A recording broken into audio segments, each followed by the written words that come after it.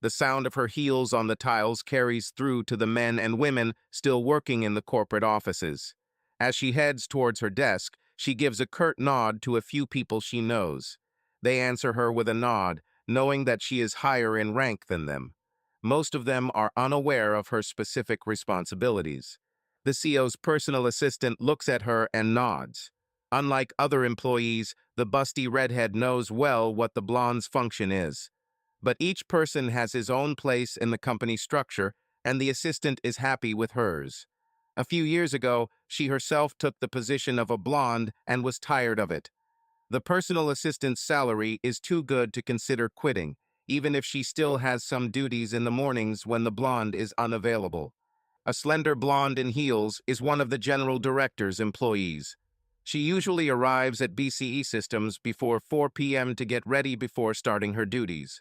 Her office, separate from other employees, is located behind the CEO's office.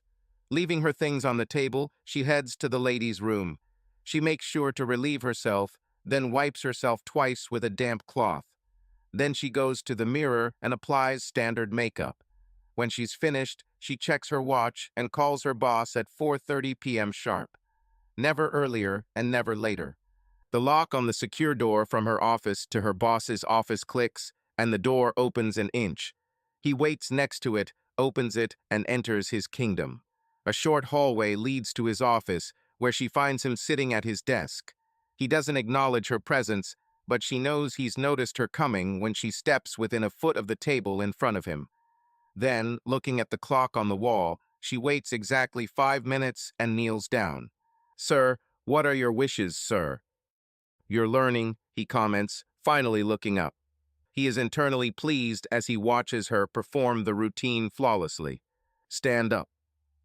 She obediently puts one foot forward. Her arms are lowered down from her body and rises like Venus from the Aegean waves. To him, she looks like a goddess in her deep red, mid-thigh-length dress. It drapes over her body, highlighting her long legs, graceful ankles, and narrow waist. Her breasts require minimal support for her size 34. Her white high heels enhance her attractiveness, making her look taller than her height of 5 feet 4 inches. Her hair, which hung below her shoulders when she arrived, is thrown to the left side, revealing her beautiful neck and right ear. This is all at the request of her boss, who sends her text messages every morning telling her how she should dress. The CEO stands up and walks around the table to examine his most important and valuable employee. A young married mother is his newly hired employee. Listed as a project performance expert, she is a chartered accountant with a high EC and other responsibilities beyond her primary assignment.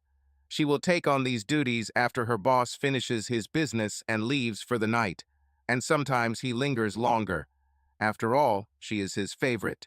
He spends some time discussing her work responsibilities for the evening after he leaves. He trusts only her with reports and some research. Diligently, she writes on the notepad she brought with her. Among other responsibilities, he trusts her with confidential projects. But first, "It's been a long day," he announces, standing up. "Follow me." Passing the copy and stationery room, he leads her to his private recreation and entertainment room. It is spacious with a king-size bed, dresser, closet space, and a door to his private bathroom. This is the men's room. The decor and furniture lack a feminine touch, a reminder that women come and go. She closes the office door behind her and serves him as he undresses.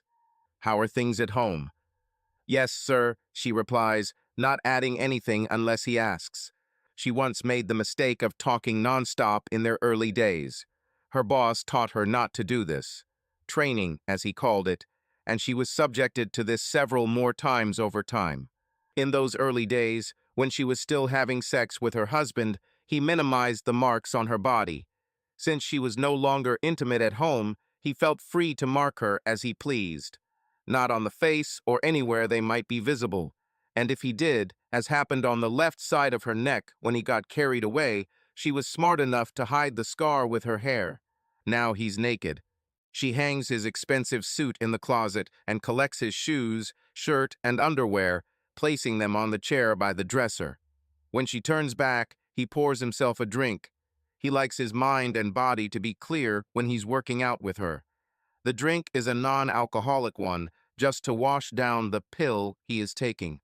Does your husband suspect anything? No, sir, she replies, standing next to him. I know you decided to stop having sex with him against my orders, but I understand. You're taking a lot of risks with this. I wanted to keep your husband happy and occupied. I wanted you to focus, knowing that he takes care of your children while you devote your evenings to me and your work. She is not responding. How long has it been since you had sex? 5 weeks, sir. If your decision causes problems for me, I will make you regret it. Understood. Yes, sir, she replies. Unless you insist, in which case I will do as you command. Okay, time to earn your money. Take off your clothes. And she does it the way he likes. Thank you, sir, she says again. Thank you for everything you have done and are doing for me. Thank you. She repeats, kissing his palm, fingers, and wrist. Thank you, thank you. Overcome with emotion, tears stream down her face. Well, well, her boss tries to calm her down. Of course, I've always been there for you. It's part of our deal, and I keep my promises.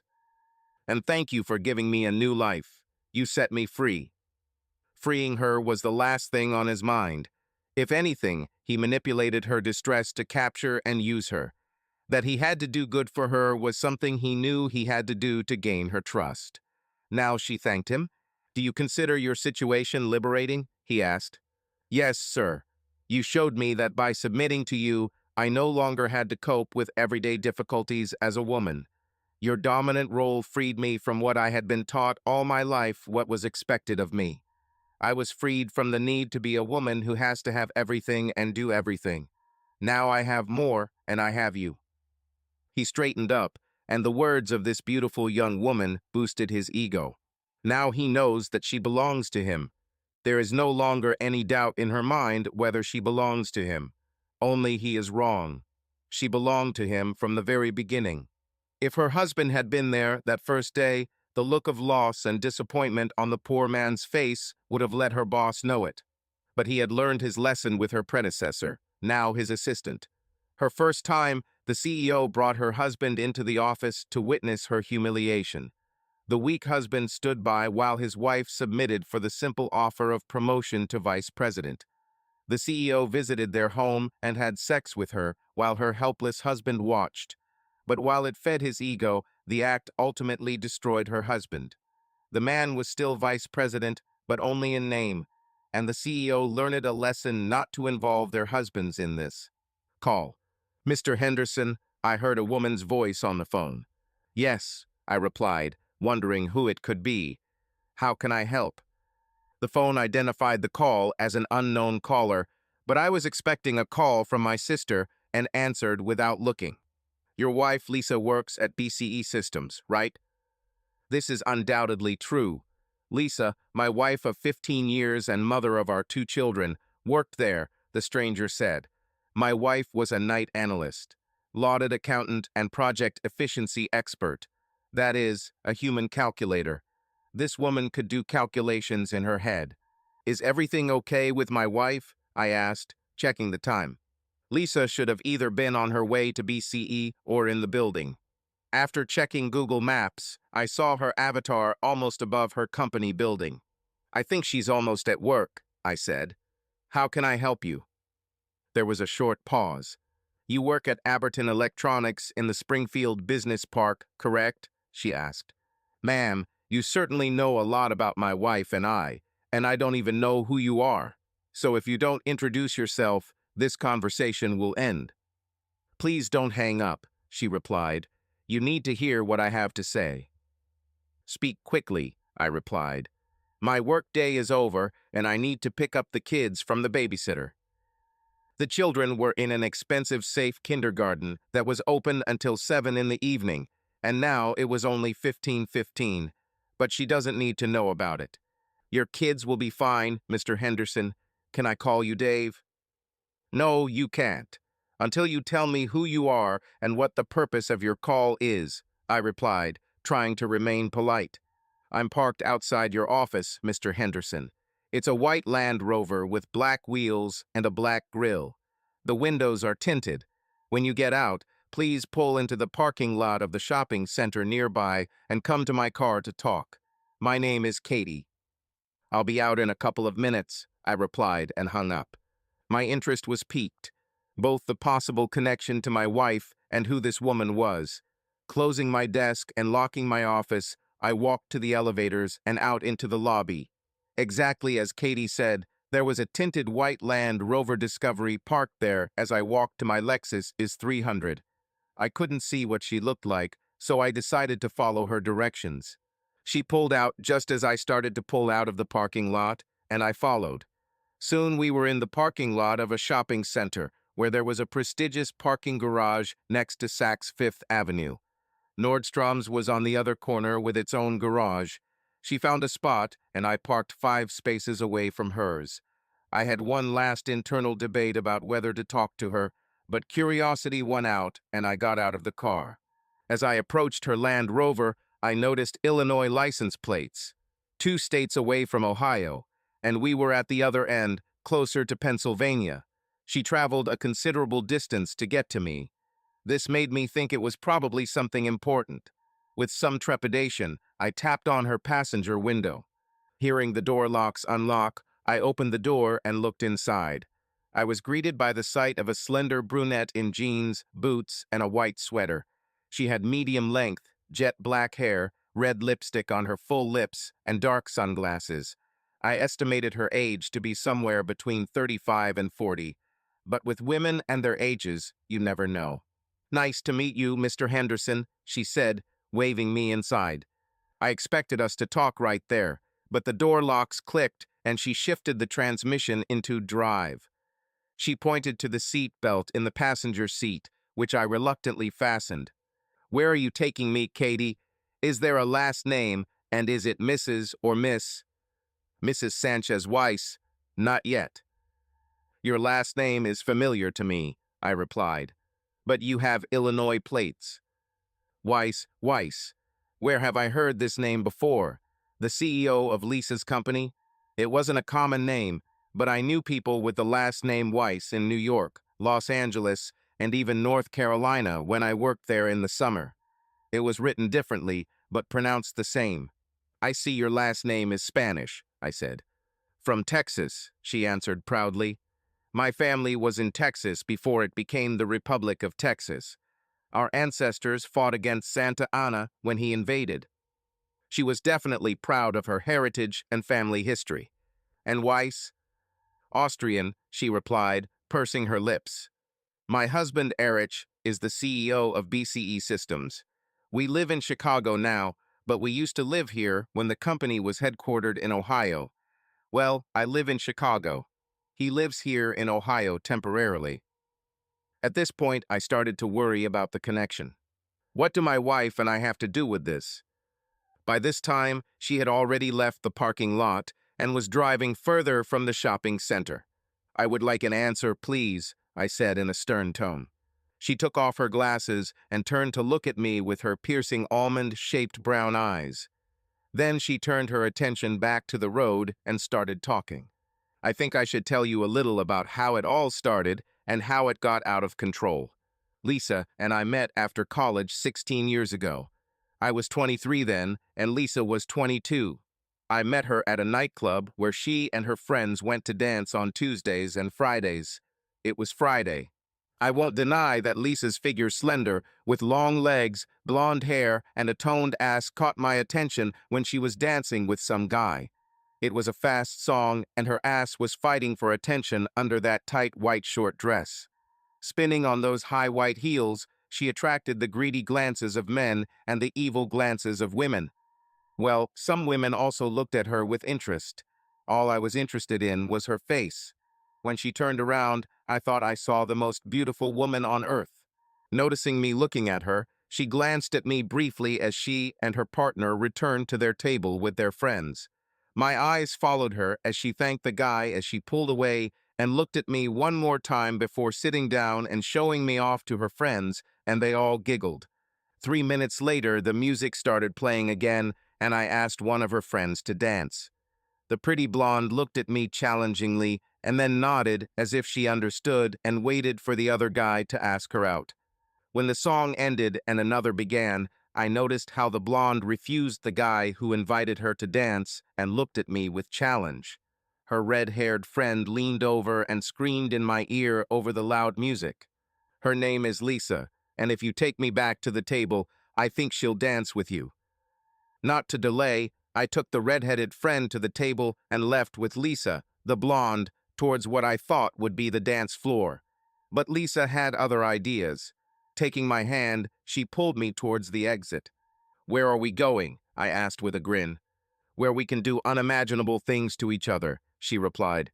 And we did this all Saturday until the morning. Within 2 weeks, we became inseparable.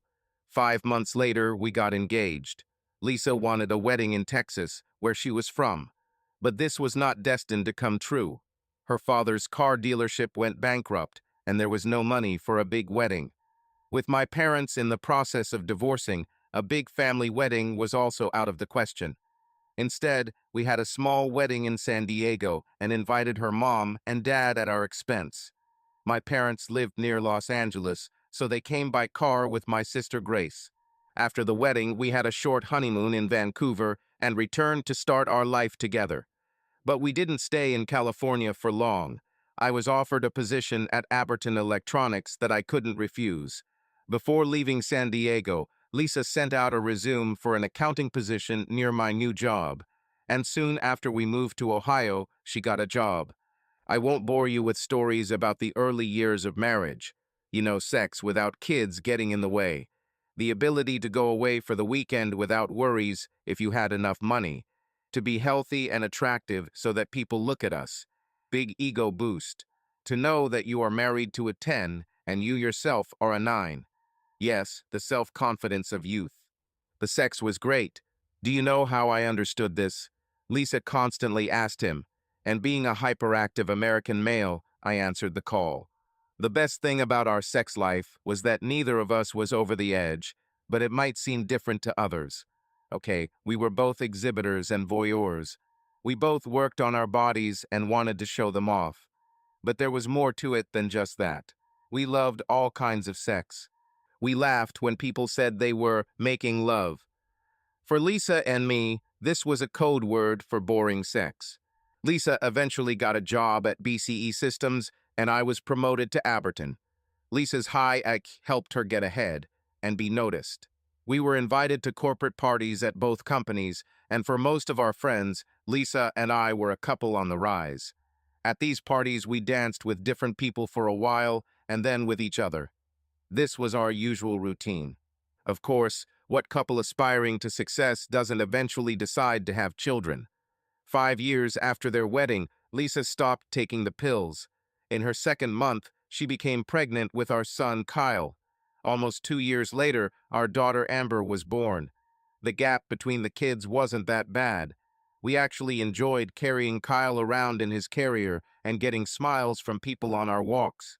For some reason, we didn't care that we couldn't go out like we used to. The problem was that we had no family to look after the children after Amber was born. And over time, the stress of work and 2 children began to take its toll. But we focused on what was important, on our children, and our work, on our health, and above all, on each other.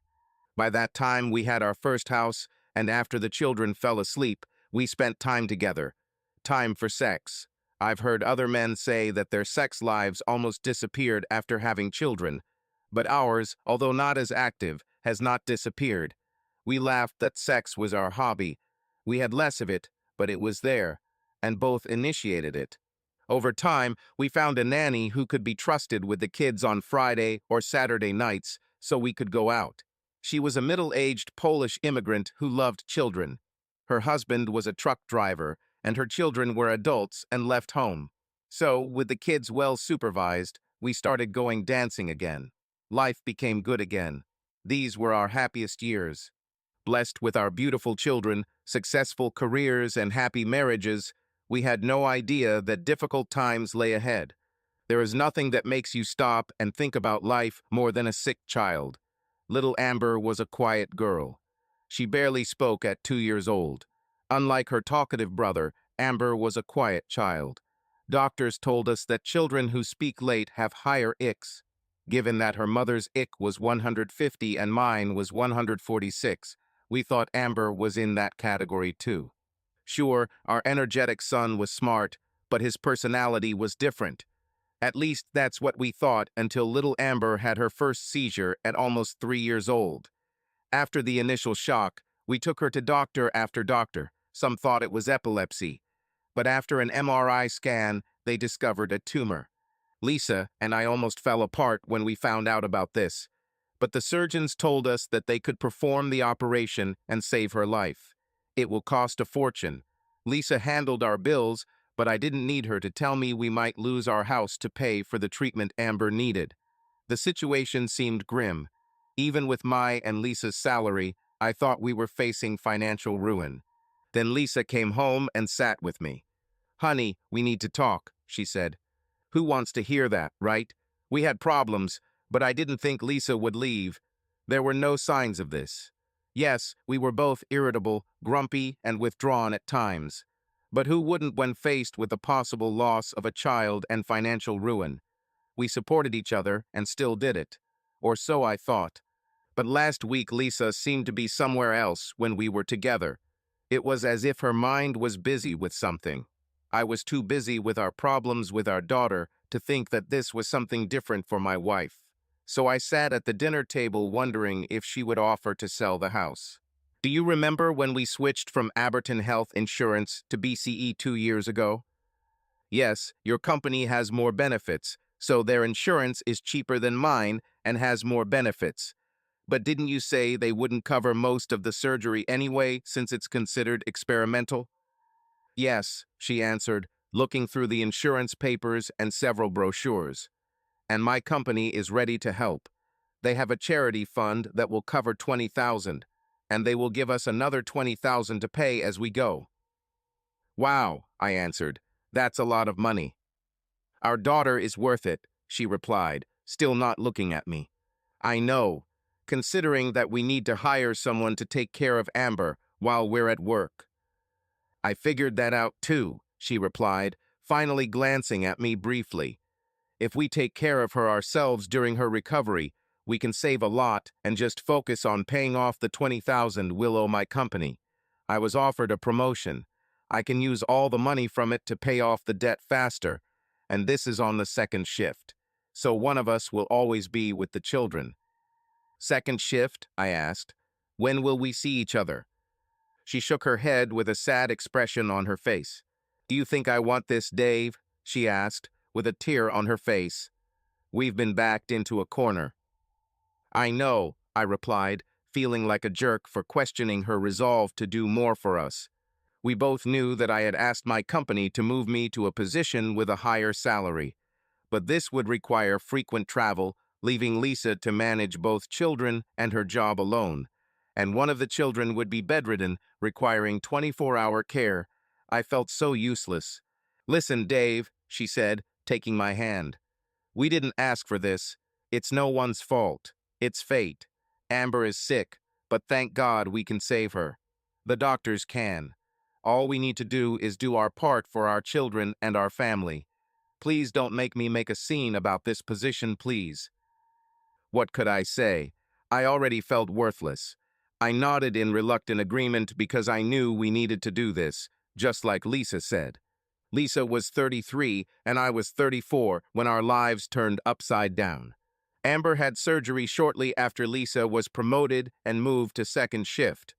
Aberdeen gave me 2 weeks off during and after the operation, but BCE could only give Lisa 2 days for surgery. Why can't they give you more time? You could probably take a vacation, I suggested. But Lisa shook her head, turning away. They created this job for me. I can't afford to lose it, Dave. We'll have to cope. We'll have to cope. This became our motto in the coming days, weeks, and months. Our son was in kindergarten most of the time. When he came home, he was too young to understand all the fuss we were making about his sister. It soon became another problem on our list. I was left to take care of him since I was home at night and Lisa was at work. Somehow, I managed to spend as much time as possible with him, while constantly caring for my daughter. Lisa and I rarely saw each other. On weekends, when we had some time to be together as a family, we spent it with the children and doing household chores. The only time left for sex was Saturday or Sunday, if at all. But with all the stress and anxiety, our sex life became strained and empty. Our sex life was becoming a shadow of its former self. At first, the surgery seemed to go well. But no, another operation was needed.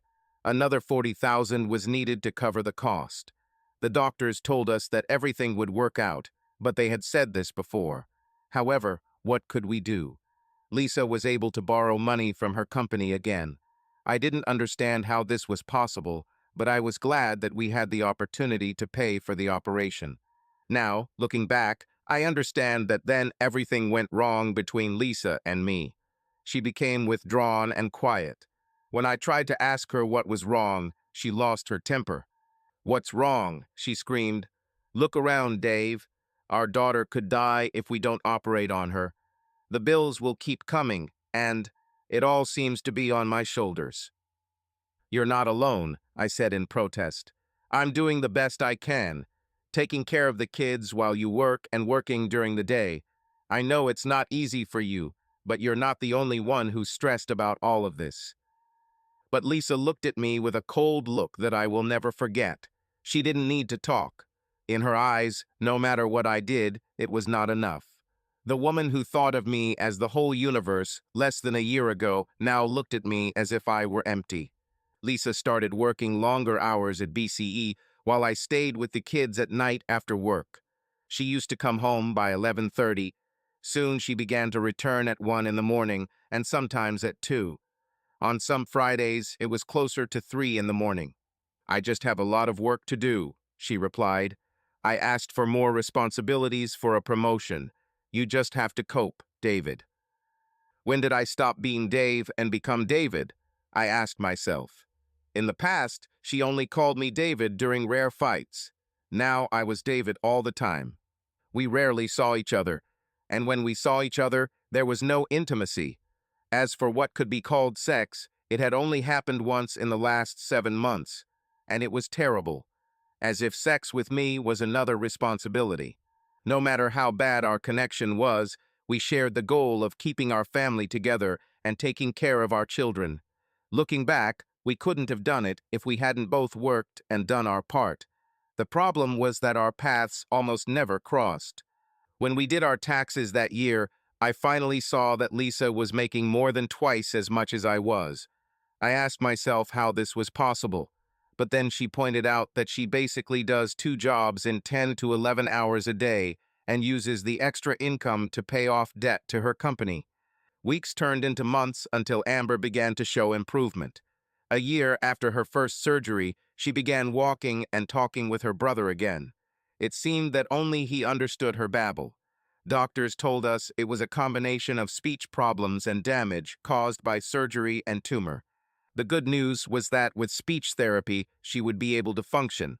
The tumor and surgery did not affect her intelligence, which was obvious from her activities. She spent hours drawing and playing board games by herself when Kyle was too busy with school and friends.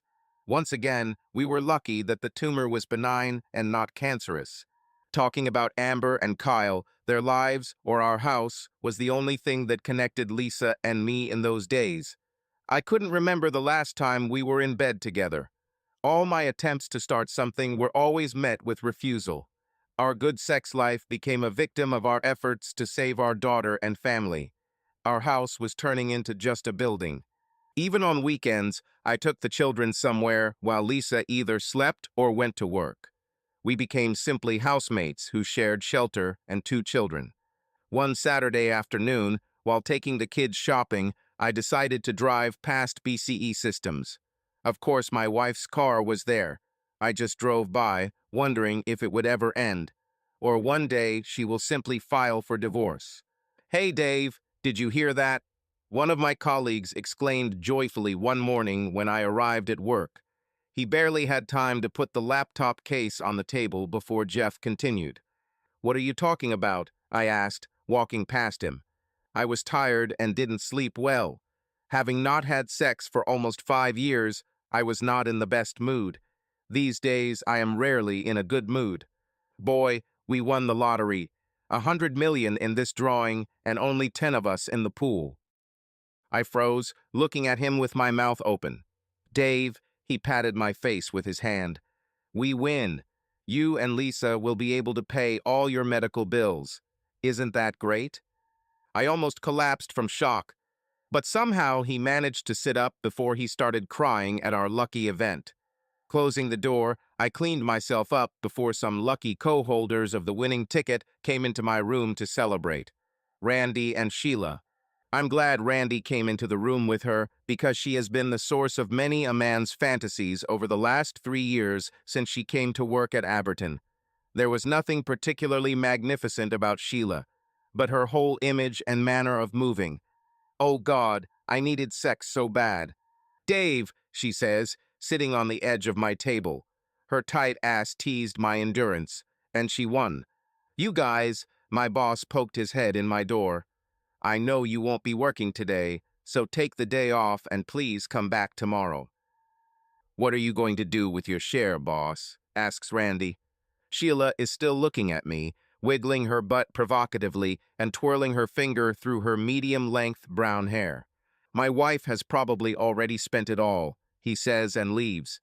"What are you going to do today, Dave?" Sheila asks, still twirling her hair with her finger. "International female signal, I want you." Randy took the hint and left the room. "I'm going home to talk to my family," I replied. "Dave," she says, leaning over, "everyone knows that your wife is ignoring you. Now you have money to move on. When you decide, give me the first chance, okay?" This isn't the first time Sheila has offered herself to me. I had never touched her, but that day I wanted to do it so badly. "I'm still married, Sheila," I replied. "And it's not that you're not attractive or anything, but I don't want to risk getting caught cheating. Even if I get divorced, Lisa will get half, and I don't want to give her the chance to get more than half." "All I'm saying," she leaned in now and whispered, "I'm waiting for you, Dave. I think you're worth it, and all my share is mine to share. And I would share everything with you, everything you see and you can imagine. You're worth it. It's a pity that your wife doesn't see it." "What she does and doesn't do is between Lisa and me," I replied, standing up. "I know you want me, Dave," she replied, "and I'm ready for you. Not for one night, but for more. Think about it." I swallowed and somehow walked past her. She didn't respect the HR rules about harassment. At that moment, with that amount of money, Sheila was not worried. I drove home with a huge smile on my face. I woke up a debtor and became a millionaire. Okay, 10 million isn't that much, and it will be barely 6 after the state and feds take their share of the taxes, which they always do. But still, anything more than 5 million is not a small thing. When I arrived home, both children were at school. Amber was healthy and growing into a beautiful young lady. Kyle still got naughty sometimes, but no more than most boys his age. With Lisa's car in the driveway, I knew she was asleep. She came late again. I waited until 1 a.m. and fell asleep on the sofa. She was in our bed when I left in the morning to take the kids to school. Lisa was in the shower when I entered the house. I heard the water flowing and went upstairs. "Hi," I called out to let her know I was home. "I'm in the shower," she shouted back. "Are you almost finished?" I asked. "I have news you'll want to hear." "Give me a few minutes," she replied. "Will you make us some coffee?" "I'm already cooking," I answered and sat on our bed, waiting. Through the bathroom door, I saw her naked behind the frosted glass. I watched, fascinated, since I had not seen my wife naked for more than 3 years. Didn't touch her more than 4 times. We didn't have sex with. I can't remember if it was before or right after Amber's surgery. A sad summary of the last 5 years of our lives. The years that should have been happy after our daughter's recovery. My mind came back as I fantasized about her body in my arms as she turned off the water. She started to open the shower door. Seeing me looking, she stopped and reached for a robe hanging nearby. After putting it on in the shower, she stepped out and wrapped a towel around her hair.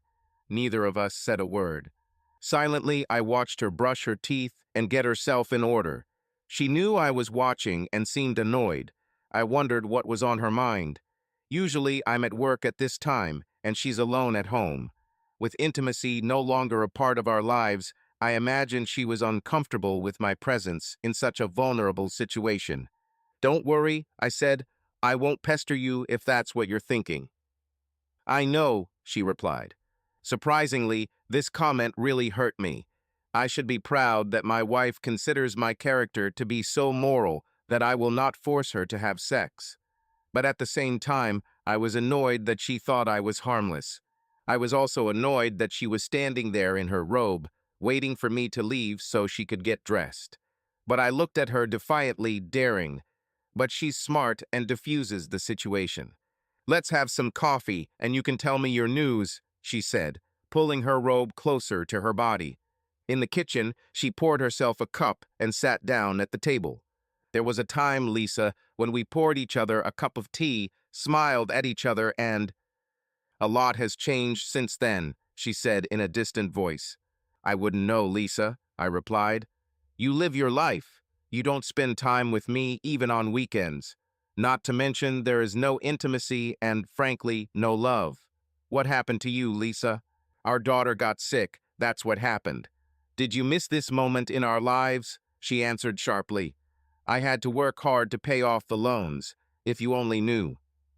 "I know that you have moved away from me, Lisa, as if it was my fault that Amber got sick and that we didn't have money for the operation.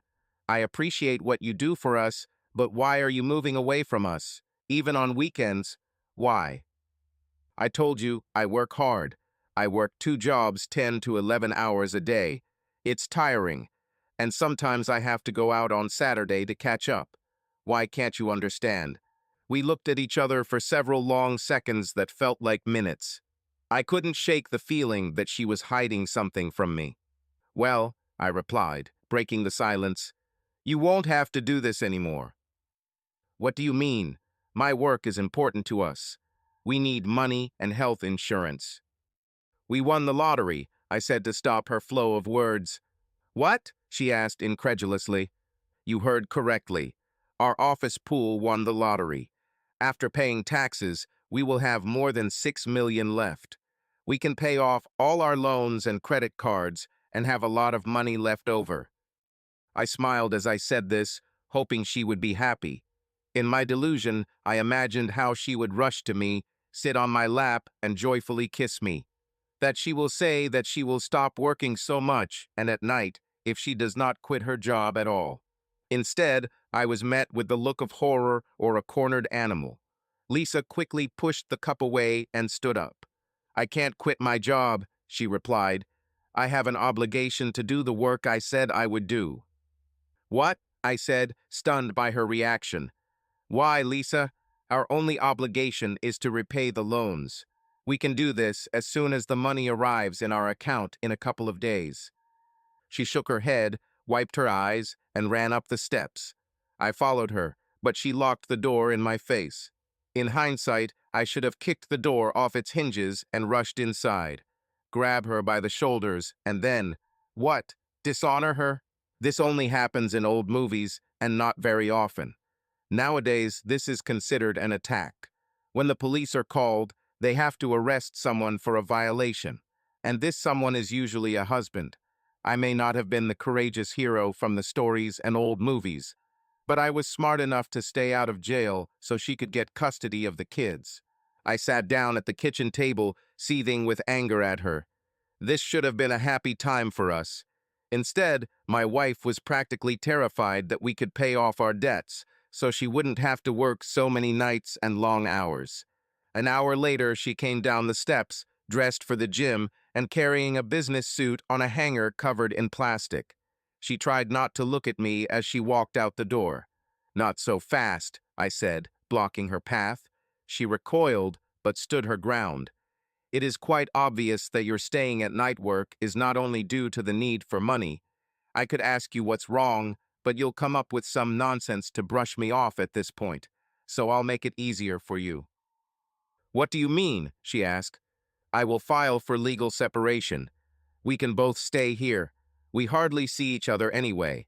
If you don't do anything for 3 months, it will turn into a divorce process, and this farce called marriage will end. Since you are never home, I will seek custody of the children and a home for them. We can find you an apartment, probably closer to your work so you can do more of what you do there. She glared at me with her arms crossed until I mentioned the apartment and whatever it is you're doing there. This made her wince, but I was too angry with her to understand it and its possible consequences. I don't want a divorce, she said. Well, I didn't want what our marriage turned into. But that's what I got. I'll talk to a lawyer so we can divide our assets and pay your company. You will need to know your loan payment balance from BCE soon.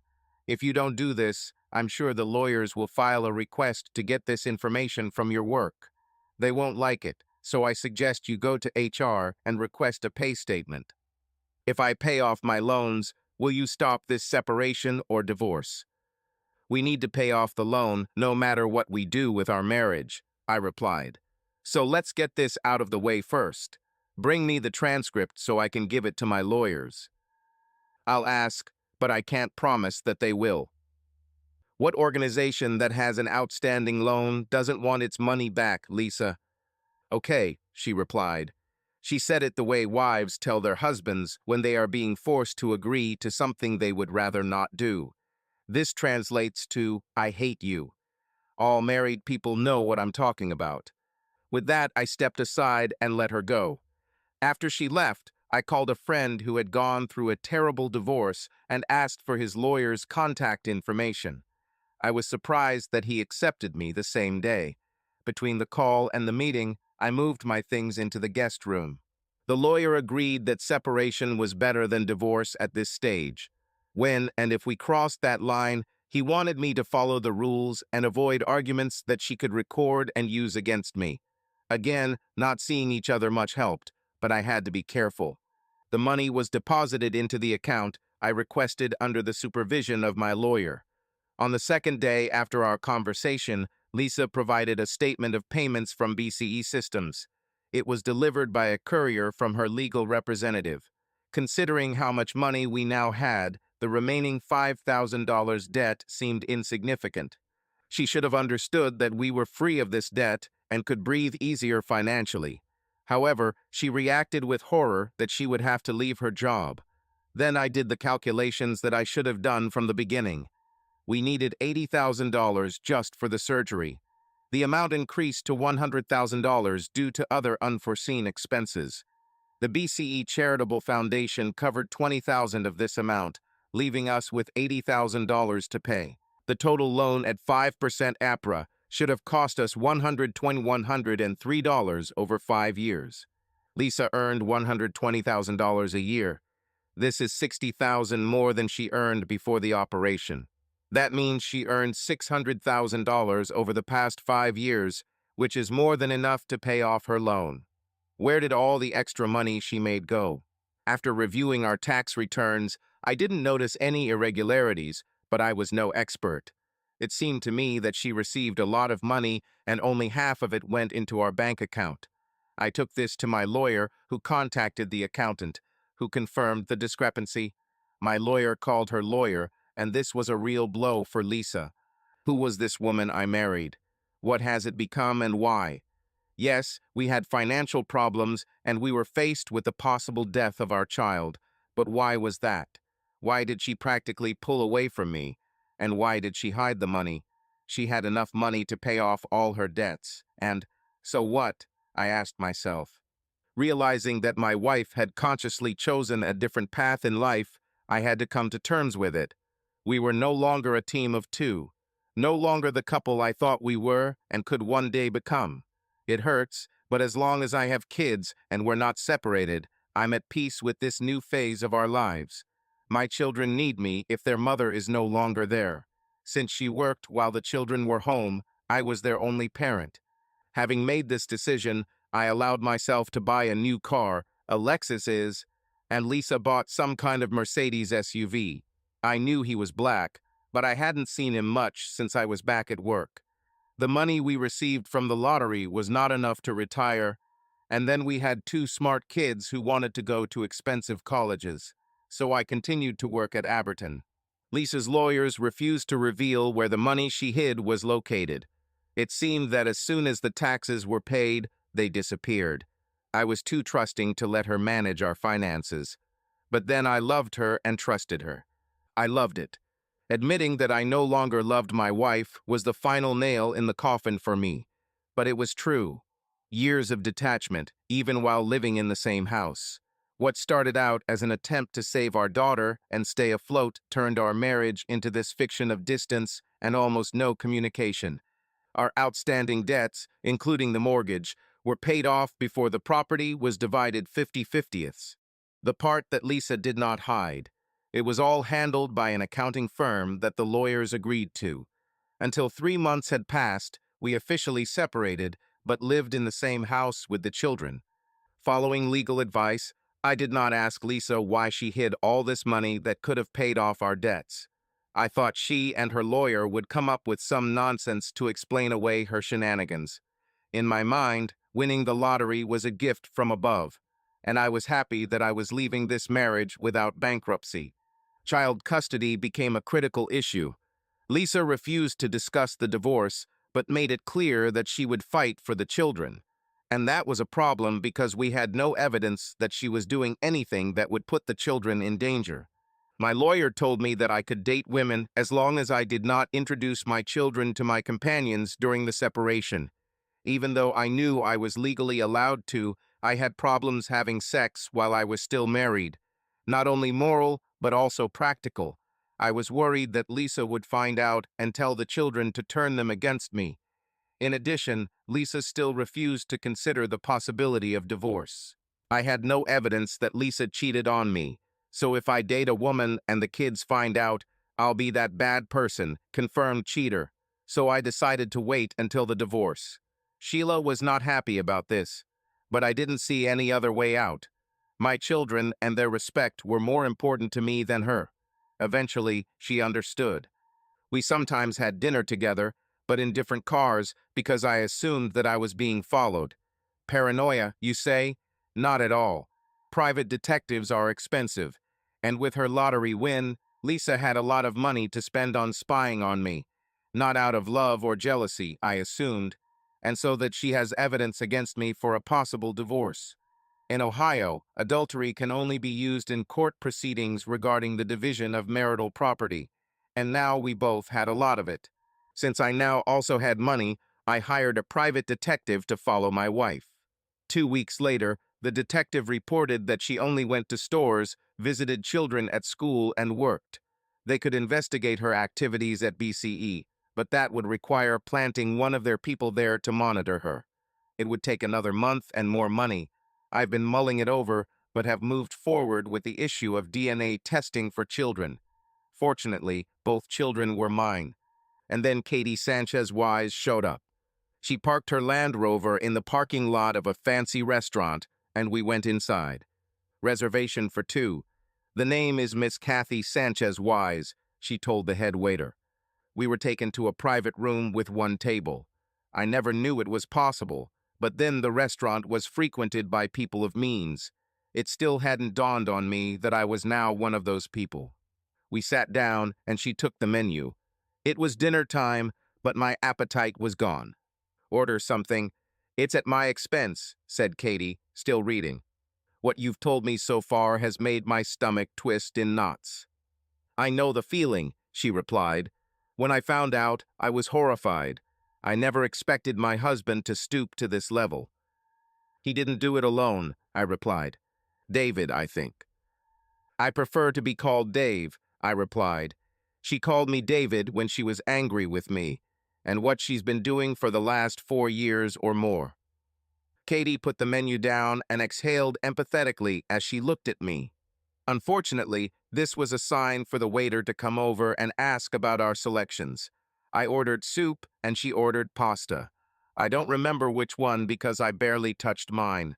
What I needed was a strong drink, but I wanted my mind to be clear at this point. So, let me get this right, I said once we were alone. Your husband and my wife have been having an affair since the beginning of my daughter's first surgery. It wasn't an ordinary romance at first, she replied, looking thoughtfully to the side and then looking straight at me. This requires an explanation. I'm sure so, I replied with a frown on my face. But most novels have similar aspects, including both parties agreeing to them. She tilted her head before speaking. One of those gestures that says there's more to it than this. Erich, my future ex-husband, is mostly responsible for this. And no, he didn't persuade her the way most seducers do. It was more insidious. But she agreed to it, didn't she? I asked. Yes, I agreed, Katie admitted. Look, it will work better if I just tell you what happened and you don't interrupt. I know this is a little shocking and will get worse as the story goes on, but you need to let me tell you everything. Before you start, I have one question to ask. Katie was a little annoyed, but waved her hand at me to ask it. This woman was accustomed to power and having her wishes fulfilled. I could tell it. I made a mental note to Google it as soon as I got the chance. How confident are you that your information is correct? I spent over $50,000 this year alone on getting information, and $70,000 every year for the last 6 years. Do you hear me? L. Why are you doing this to me? Lisa sobbed. E. Because I can. Because what good is power and opportunity if you don't use it? Men and women have used their power for centuries to remind people like you where you belong. You stupid, spoiled girl, he said contemptuously. Women like you think they control the world around them. You may have power over your husband, but in my world, you are just one of my subordinates. I have the money to save your daughter. Or not. Accept this as your reality. No one will save you from your situation. L. Oh my God. E. I don't see your deity around to help you, do I? Oh wait, I was sent here to give you a chance to save your daughter. Yes, Lisa, maybe your God sent me. I'm here and you have a choice. Do what I ask and your daughter will live. Resist me and you will be at her funeral knowing that you had a chance to save her. Even if you sell your home and use your savings, you won't have enough money to pay off the debts from the surgery. And there is one more thing. The doctor who will perform this operation is unique. He does not share his methods with others. I have enough money to make him refuse the operation. Do you understand this? L. Please, don't, my wife begged. E. Or what? He said contemptuously. Are you going to be mad at me and sulk? It will be my pleasure to wipe that look off your face slowly. L. I don't want to have sex with you. Why do you want a woman who doesn't want you? Erich laughed at her words. E. I want you not to want me at first. Watching you change will be so delicious. And most importantly, I like that you are married. I want you to stay married. Having sex with a married man's wife is so much fun, Lisa. Next time I see David, I'll tell him what a good worker you are. How good you are at your job. In time you will come to terms with this, Lisa, my dear. I'm fit, handsome, and well-equipped. I guarantee you will enjoy our time together. So, what's your answer? I've spent enough time talking. What is your decision? Lisa cried again and begged again. L. Please. No need. E. I'm done with you, Erich said. The security is at the door. They are escorting you out of the area. L. No, please. I will do it. E. Will you do what? L. I will do what you asked. E. And what exactly? L. I will have sex with you. E. Oh, that sounds so impersonal. But yes, you will do this and even more, he answered coldly. You will be mine so that I can call you from the next office at my discretion. During breaks, you will do the work that I assign to you. And you must do it well. Time spent serving me will not be an excuse for not meeting your tasks and deadlines. So who will you be? L. I will be yours, I heard my wife say. This was 5 years ago. But for me, this stab in the heart was just a few seconds ago. E. Come to me. I heard Erich order. Yes, wake up. Katie turned off the recording. I have video of what happened next, but this is not the place for it, she said, waving for the waiter to bring the bill. I was in a state of shock. After Katie paid, I followed her outside like a zombie. Once in her Land Rover, I looked out the window in silence. Your husband is an animal, I said with disgust. Oh, he's worse, she replied. You haven't seen the rest of the video yet. I'm not sure I want to watch it, I replied. Somehow I got home and put the children to bed. They noticed that I was upset, but I falsely assured them that everything was fine. It's like I was complicit in deceiving my wife. But what do you tell the kids? Well, kids, is your mom busy having sex and doing it for the last 5 years? Is this the reason we hardly see her? The children were already wondering why she was not at home so often. Eventually, they calmed down and I went into the office with my laptop. Katie gave me access to a secure server where videos of her adultery were stored. Dave, this is quite graphic, she warned. I found them difficult to watch, and I am not easily shocked. Someone else might watch these videos and think that they are just adult videos. But for you and me, these are our spouses, the people we loved and perhaps still love. I admit that I still loved him after I saw this. Love makes you think stupid things. But when I had time to think about how he used your wife and manipulated her into submission, I began to hate him. I stared at the folder called First Month for what felt like forever before I clicked on it. There were 15 entries. 15, only for the first month. After checking the dates, I noticed that the first entry was from her first time with him, recorded shortly after the audio I heard in the office ended, and I still couldn't bring myself to click play. There were videos from the day before her 2-day vacation for our daughter's first surgery, and again the night after she returned to work 2 days after surgery. How could she work knowing that her daughter was in the hospital? Little Amber's condition is still critical then. Shaking my head in disbelief, I moved on to the next folder. This time there were 19 videos. The 2 were from the same night, 3 hours apart. It seemed like they met every work night and sometimes twice. Again, I couldn't bring myself to watch them, afraid of what I might see. Each folder after that was for the following months. There were 57 folders in total. They went sequentially, covering all the months from my daughter's operation to the present. After the first 3 months, I noticed a decrease in the number of videos to about 14. Then at the end of the 9th month, there was another surge.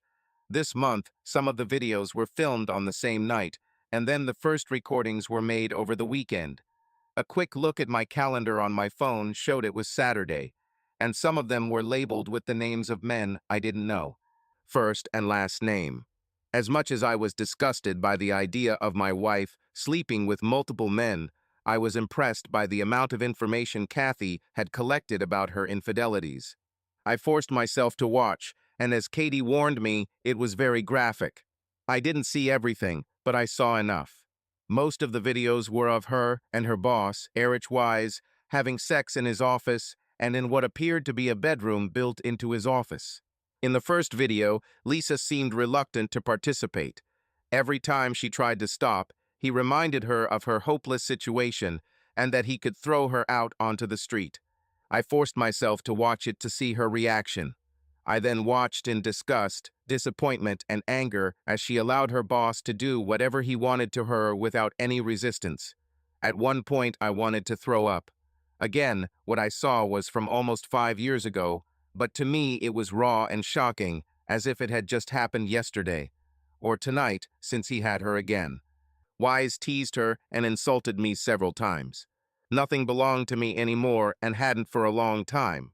That's what I thought. I shook my head in disgust, resigned to what I had seen. Anyone else seeing what I saw would have thought they were watching some kind of amateur adult film. But what I saw was how my wife, whom I thought left the house as a chaste married woman, turned into a slutty woman of easy virtue for her vile boss in less than half an hour. As soon as he laid out the rules of their new relationship, Lisa barely resisted and gave herself to this man voluntarily. And on top of this, she allowed herself to enjoy it.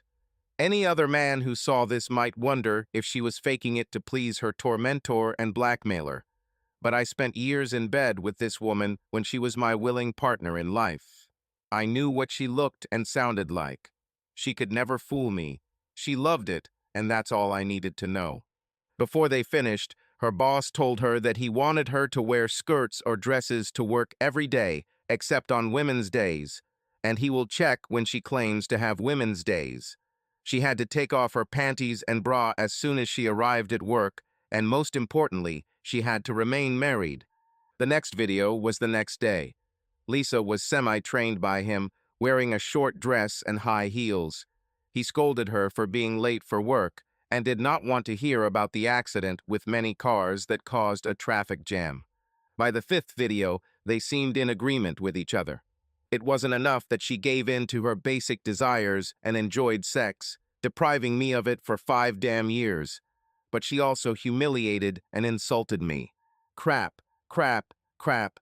I missed the other videos of them until the day before my daughter's second surgery. Wise used her confusion to punish her. I almost cried with shame that I wasn't there to protect her. It sickened me that he was so merciless to a woman whose child was fighting for his life again. I felt sorry for her and myself as I remembered her enjoyment of sex before and after that day. Maybe before she found out what a scoundrel Wise was. But what about after? How did she allow this bastard to dominate her physically and emotionally? Was she in love with him? Not just now, but then. Already since our daughter's second operation, I could understand that she was doing this to save us from ruin and so that our daughter could undergo the operation that ultimately saved her. But this, not this, crap, crap. I saw this in subsequent videos that I forced myself to watch. Lisa seemed joyful as she entered her boss's office, happily calling him sir in almost every sentence. Yes, sir. What do you want, sir? Did you like it, sir? How she reacted to him. I asked myself how far she had allowed herself to go with this man. How much control did she allow him to have? Then it dawned on me. The sex must have been so good, so much better than with me, that she stopped letting me have sex with her. In her mind, Erich damn Wise was her man, and I was, but what? I never gave up and never told her that she had permission to sleep with him. I wasn't her cuckold. But many people attach a label to any man whose wife has cheated. She betrays him, but the guilt and shame lie with him. Erich and Lisa openly humiliated me from the very beginning, and while playing some other videos, I heard him and then her do it again. The worst thing was hearing her say that hellish word about me. Then there were other men. To make sure that the videos with the names of other men were with her, I looked at them. She was tasked with having sex with future clients, current clients, and even some men who had nothing to do with her company. The 3 men who brought her together were friends of Erich. There were others too. Black men, tall and short men, Hispanic, Japanese, and European businessmen. I did the math, and it turns out there were 58 different names in addition to Erich fucking Wise. This bastard turned my wife into a corporate prostitute. I decided I'd had enough and turned off the laptop. What I saw was sexual and like an adult video. And yet the thought that it was my wife and how she enjoyed desecrating her pig boss disgusted me. Finally, videos of her and several men showed me that she had changed into a different person, voluntarily. Not once did she turn to me for help or advice. As if in 1 hour, she swore allegiance to Erich Wise and washed her hands of me as if I were yesterday's remnant. I saw everything I needed to see and never went back. How the hell some guys look forward to their wife sleeping with other men is beyond me. But I had a certain respect for them and their promiscuous wives. Why are you talking? Because, unlike my wife, these women did not lie to their husbands. What cuckold couples did, they did together and willingly in the open air. I don't know how I managed to send my children to school and go to work. What was worse was seeing my wife come home and walk past me as if she hadn't slept with Erich, her vile boss. Most of the time she smelled clean, as if she had showered before coming home. But not the night she came back smelling of another man's sweat. I talked to Katie about the video and what I saw. In a rare moment of empathy, She reached out to place her hand on mine, and then I felt a reaction to it. Katie noticed me fidgeting and asked again if I was okay. She now held my hand with both of hers and looked at me in a way she never had before. "I know you and I met under terrible circumstances, Dave," she said, "and most likely, when this is all over, you'll try to forget about it all and about me. But you and I are members of a rare club." "Which one?" I answered, trying to calm my body. Looking into Katie's eyes and listening to her slightly hoarse voice, I could barely hold on. "We were both hurt by the same two people," she replied. "I feel close to you. Please don't look at me like that." "How do I look at you?" I asked, afraid that she knew. "Like I have horns," she replied. "Wrong," I said. "I'm the one who's horny. I haven't had sex in almost 5 years. Oh, Dave, we need to do something about this." Who would have thought that the word "we" in a woman's mouth when it comes to sex acts like a sex pill? "Katie," I said, trying not to laugh, "you just made this sad and miserable man feel alive again. Like a man." She blushed and almost removed her hands from mine, but instead she squeezed my hand tightly, leaned across the table, and kissed me. "We had sex. And yes, you are better than my husband." "Thanks, but I saw the video," I replied. "I didn't say that to boost your ego, Dave. I meant it." "Well, thank you. My male ego is beaten." I stopped short of saying 5 years. As for Erich, he lost my respect a long time ago, before we separated. By that time, I realized that he is a man of small character and personality. You understand that Erich is an asshole, don't you? A selfish and narcissistic asshole. Yes, the fact that he slept with my wife for 5 years and abused me while doing it confirmed his status as an asshole. Not to mention the fact that he took advantage of a woman under stress because her child was dying. "I hate him so much," she said. "I hate him." It was clear that Katie hated her husband, but I think she hated herself for choosing him as her mate, for giving him the power that he used to manipulate women like my wife. "Let it out, sister," I egged her on. "And I hate your damn wife," she added. This surprised me, but not as much as I thought. "Don't start me off," I said. After a moment of silence, she spoke in a low and decisive tone. "Dave, we need revenge." I needed to know. Katie is back in Chicago on business. At least that's what she said. But I didn't insist. She was honest enough to say that she had an occasional lover there, so I just assumed that he would be the object of her attention while she was there. "Try not to wear it out while I'm gone," she said. "I know you haven't had much time, and you want to make up for lost time. I understand." "I'll try," I replied. "Poor girl," she said at first, and then smiled and added, "Happy girl." The next day I went to work with a smile and a different attitude. My friends noticed that I slept with someone. Randy laughed at me and raised his fist in approval. Sheila, on the other hand, shook her head and gave me the middle finger when no one was looking. Later that day, I cornered her near the copier and stationery closet. "What do you want?" she asked. I didn't give her time to react when I kissed her. "Have sex with me," she said as I pulled away. "Later today?" I asked, raising an eyebrow. She seemed lost in thought.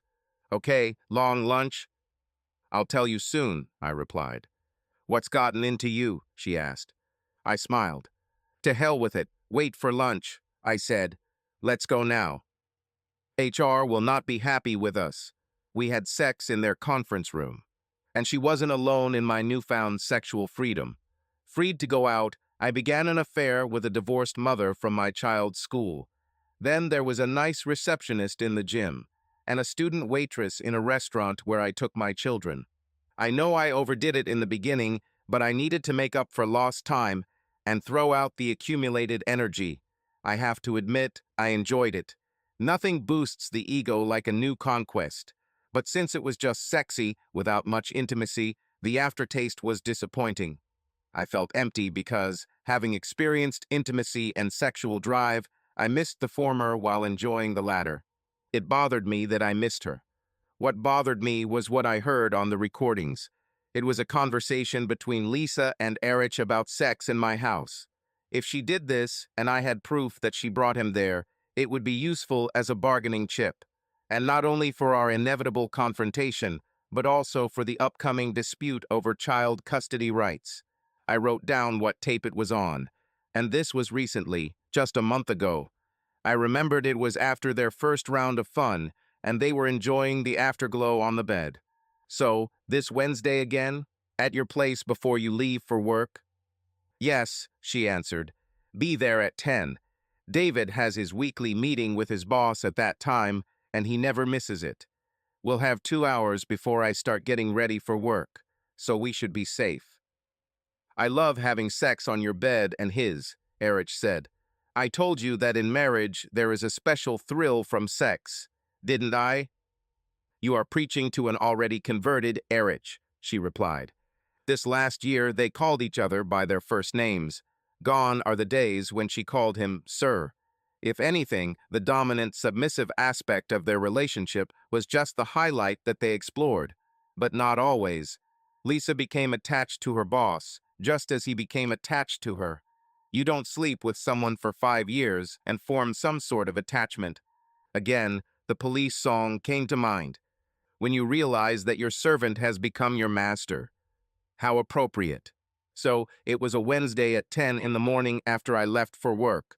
I smiled to myself and began my plan. Logging into Amazon, I ordered cameras with Bluetooth and audio and paid extra for next day delivery. When they arrived at my office in Aberton, I took them home and installed them in every room of our house. I spent a small fortune, but by this point I could afford it. Figuring the action would take place there, I splurged on cameras in the bedroom, installing 5 that were motion-activated and connected to the internet on my phone, just like others in the house, and cameras at the front and back doors. When Wednesday arrived, it was difficult to concentrate on the meeting.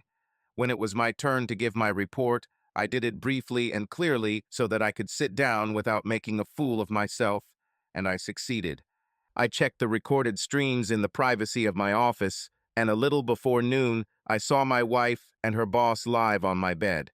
As painful as it was to hear, after 5 years without intimacy, after seeing what she did and said, I was no longer shocked.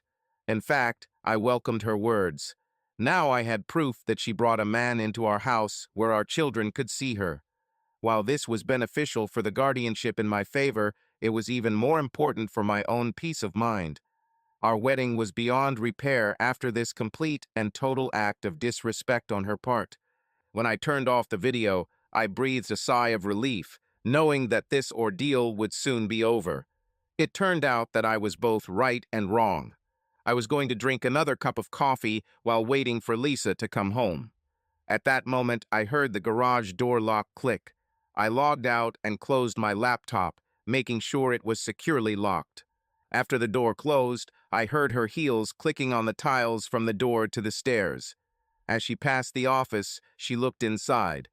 Realizing that I was looking at her, she turned away. I'll take a shower and go to bed. The kids are fine. I'm glad you asked, I replied. She paused for a moment, her back to me, then continued walking towards the bedroom. In case she left the door open, I followed her quietly. And of course, she left, allowing me to open the door as soon as she unbuttoned her dress. As soon as she noticed me, she stopped undressing. But it was too late for her phone, which I saw on her dressing table along with her purse. Leave it alone, she hissed. What are you doing here? I live here, and this is my home and bedroom, I answered, moving towards her. And let's say I don't want you to write anything down. David, what are you doing? She said, stepping back, trying not to scream and wake the children. After making sure her phone was turned off, I put it in my back pocket. Then, closing the door, I approached her again as she tried to decide if she could get to the bathroom and close the door before I stopped her.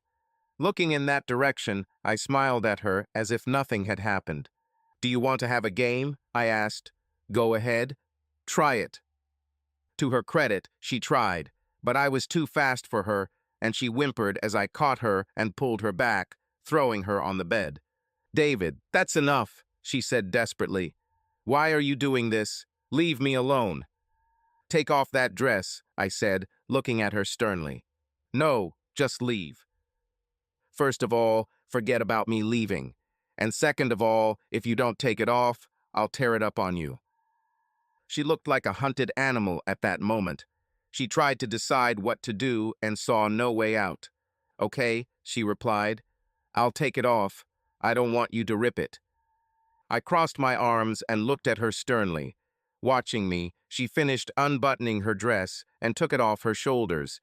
When she stopped, hoping I would be pleased, I motioned for her to continue. She frowned and pulled her arms out, letting the dress fall past her breasts to her waist. That's when I noticed bruises on her chest and neck. But I let her continue. She was in the process of lowering her dress to the floor and getting out of it when she realized I was looking at her bruises and gasping. At that moment, I quickly walked over and grabbed her. No bra and no panties, I said, as if I were a fire inspector checking the batteries in a fire alarm. And oh, what do we have here? No, she gasped. That's what you should have told the guy you slept with tonight, assuming it was the same guy you've been hooking up with since our daughter got sick. She tensed at this moment. Please, no more, she said. So you've got it all figured out. There comes your high ick, I mocked her. It's a shame you didn't use it sooner. Maybe you would have realized that what you did would destroy our family. What do you mean? You are the one who filed for separation and wants a divorce. I don't want our family to break up. Family, I chuckled. It's a laugh. Dave, please. Oh, am I Dave again? Actually, I'm used to David now. Don't even think about trying to force your rotten body on me. I'd need 3 disease tests to be sure. And after what I know about what you do with your boss and others, I won't be able to have sex with you. I saw her wince, but continued. For the record, since our lawyers agreed, I tried this sex during our separation, and now I know that at least 2 other women forced me to stand up and fight for a good cause. You, on the other hand, did not. Then, what you did was disgusting to me. You are disgusting to me. She looked at me shyly, but I didn't see any remorse or even jealousy. It was a performance, and, to be honest, I was glad. I didn't care if she had a feeling of guilt or the last feeling of ownership. She got rid of these concepts a long time ago. How much do you know? That's it, I replied. From the very first day you and Wise had fun in his office, to you sleeping with him over and over again for 5 years. Also the names of every bastard you allowed to get close to you except him. What you did with his golf buddies. Very sophisticated. He made me do it to pay off the loans, she tried to justify herself. Oh, I know how it all started, I replied. Erich was a scumbag who took advantage of a subordinate's difficult situation. The way he played you that first day made me feel sorry for you, at first. What do you mean? I had to put up with him to pay off the loans. I was starting to get seriously annoyed. First of all, the loans could have been paid off earlier with the kind of money he gave you so you wouldn't give it up. Instead, you saved most of that money without telling me about it. I thought about it after I found out. You could pay off the loans and be free from him. But when you continued to work those long hours after we got the money, I realized that there was something more to it. Plus, the way you cut me off sexually, I understand. You had another lover, and you voluntarily went to him. She looked at me defiantly, but did not answer. Secondly, it only took him one time. 30 minutes.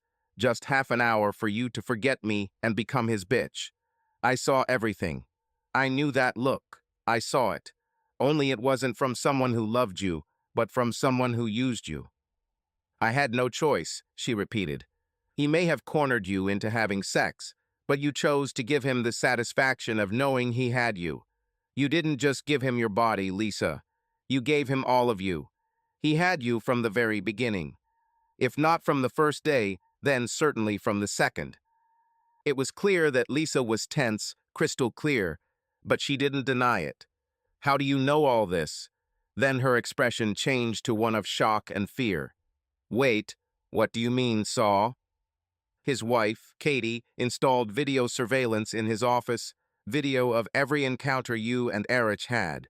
Also, all the guys he brought for you to sleep with in his office, either on his desk or in that bedroom behind a cabinet with an office and a copy machine. "Oh God," she said, covering her face with her hands. "Did you see all this?" Once I saw the most important parts, I stopped. Even then, I missed a lot. But like I said, I saw what mattered. Not just the sex, but your reaction to it. You enjoyed it. Admit it. It's as if you were born for this lifestyle, how attached you are to it. Cheating, humiliation, betrayal. But the two worst things you did were that you enjoyed it, and that you joined your lover in humiliating me. I could ask you why you did it. I could ask, what did I do to you to deserve this? But I understand that you probably have some excuses, and it doesn't matter anymore. The important thing is that I know who you are. If I ever feel guilty about our breakup, I'll watch a video of you and fucking Erich talking about me. Our lawyers will handle everything. Know this, I have detailed records of all the activities with the children that you missed, and records of you being with him or with other men. I also have a video of you bringing him to our house, where our children live and could see it. It was during work hours and their school hours. You wouldn't have seen it. Good luck with that and the judge, I replied, waving my hand in her direction. Dave, please don't do this. Don't destroy us. The kids need both of us. I was here for them, Lisa. Not you. I did the parenting while you were busy servicing your boss. He chose you to enjoy the sex and use of a married woman. Don't fight me for custody, Lisa. I'll agree to liberal visits every week for you and the kids if you want. I'm not a monster.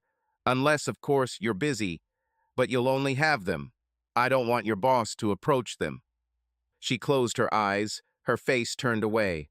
As her lip trembled and tears began to flow, I think she finally realized how deep she had gone. Whether it was regret or anger at being caught didn't matter anymore. The next 2 days were tense as we saw each other casually at night. I caught her looking at me, only this time she didn't look away as usual. Do you want to know why? She asked. It's starting, I thought. Not especially at the moment. It'll either be bullshit or something to hurt me. But to show you that I don't care anymore, come on. Tell me why I wasn't good enough. I can handle it. She took a deep breath, collecting her thoughts, then smiled with detachment, as if reliving some memorable moment. It was nice from the beginning, she blurted out with the same look. Erich using me was fantastic. Knife in the stomach from the very beginning. Great start, Lisa. No matter how prepared I thought I was for it, it still hurt to hear it coming from her own mouth. But I rolled my eyes so she wouldn't think she had offended me. Continue. I waved my hand and crossed my arms. Let it all out. When he told me about his plans for me, I was shocked that someone would do that to someone in my situation. It was cold and so selfish. Not to mention it was sexist and against everything I thought a boss would dare to say to a female employee these days. But when I realized that I had no choice but to obey him, everything changed. How so? I don't know if it was my curiosity, how her eyes seemed to sparkle when she remembered her feelings, or both. I was finally getting answers, and even if they were painful, I decided to listen in order to move on. David, there was no doubt that we needed surgery for Amber, and there was no doubt that we needed the money. Even if we sold the house and used our 401k, it wouldn't be enough. You and I couldn't do it. By giving me the money to pay for the surgery and a way to get it back, it seemed like he had worked a miracle. It was a carrot. So when he said he could pay a doctor to not operate on our daughter, she shook her head. Well, there was no choice anymore. He backed me into a corner that I knew, and he knew there was no way out of. It was a stick. I no longer had the choice that I thought I had, she continued. Some people believe that marriage takes away a woman's choice, but they are wrong. A woman can choose many things when married because our husbands, no matter how they are portrayed as man-haters, are rarely controlling. If anything, they are easy to manipulate and control us. By women. We ladies decide whether we will be good mothers or not, whether we will be good wives or not, whether we will be honest or truthful with our husbands, or whether we will take lovers or not. Marriage was not my trap or cage. You never made me feel controlled by patriarchy or anything like that that is instilled on college campuses these days. But I was still trapped, because of my own expectations of life. Some would say that society instilled these ideas in me. Ever since I was a child, I heard that I could do anything, be anyone and do anything. And of course, it all sounded dizzying, but I liked it, and I chose it. In fact, the most limiting restrictions we set are ourselves. I chose my goals and decided to have it all. You were the icing on the cake. I married the most handsome man I had ever seen, a sexy man who was good in bed and loved me. Children were another part of that you can have everything mentality that I adopted, until Amber got sick. Then everything fell apart. All the dreams and hopes, everything I thought I had, seemed on the verge of being lost once I reached that having it all moment. And on top of that, I had to become someone's sexy toy. There are no words to explain to you. Not just you, but to anyone what it felt like to know that you no longer have control or choice. I sat down on the chair opposite her, wondering who this man I had married was. She was definitely not the one I knew before Erich took her away. More precisely, before she gave herself to him. Right after I gave in to him, thinking it would be practically non-consensual sex, I changed. In a matter of seconds, I gave up all the choices I had or thought I had. Actually, there was no choice. As Erich said, Amber had to live, and as a mother, I had to do everything possible to make it happen, Dave. How could it be? You're deceiving me, I replied in disbelief. He could have sold me into slavery, forced me to have sex on the streets, sold my organs on the black market, and done things I never thought possible. Instead, he freed me. He's what? Her lips curved into a slight smile, first to herself and then to me. He freed me from all ideas and beliefs. He freed me from stress, choice, and the possibility of failure and consequences. He took it all away. The price for saving Amber's life was that he gained control over my body. You're confused, I replied. Erich Wise has brainwashed you. I thought so too at first, she replied, looking at me again with the same smile. It wasn't a smirk or a condescending smile. It was a smile I had seen before. The smile of someone who knows something I didn't know. My mother had that smile the day I told her something that she thought was stupid and I thought was true. It doesn't matter what it is, I forgot. But at that moment Lisa let me know that she had reached her peak and seen the light. But not me. Erich just opened the door to this new world and new life for me. At that moment I understood and became convinced that Erich would not break his promise. And he never did. When the first operation failed, it was he who found another doctor to help the first. He is the one who not only paid the additional expenses, but also freed me from having to pay them back, because by that time, Erich was as attached to me as I was to him. You look at me in disbelief, she continued. You see, our deal was clear and concise. I will be his concubine, his toy, in exchange for Erich saving our girl. We both know you couldn't do what he did, David. He may have been the one who made that dirty proposition to me, but I never had a choice, Dave. I know it hurts you, but at that moment you and I ceased to exist as a couple. You couldn't save our child. All you could do was helplessly watch her fate from the sidelines. Erich had the power to give her a chance at life, and when it came to choosing, there was no doubt. I know this hurts you, Dave, because I know how much you love our children. If you had to cut out your heart to save one of them, I know you would. You would steal and kill them, and if the choice was to leave me for this, you would throw me overboard to the sharks. Don't shake your head. I know you would. But that's not what Amber needed. She needed what Erich could provide, and you couldn't. As a parent whose concern for the child is more important than your own ego, you would have fallen to your knees and done unimaginable things if he asked you, not me.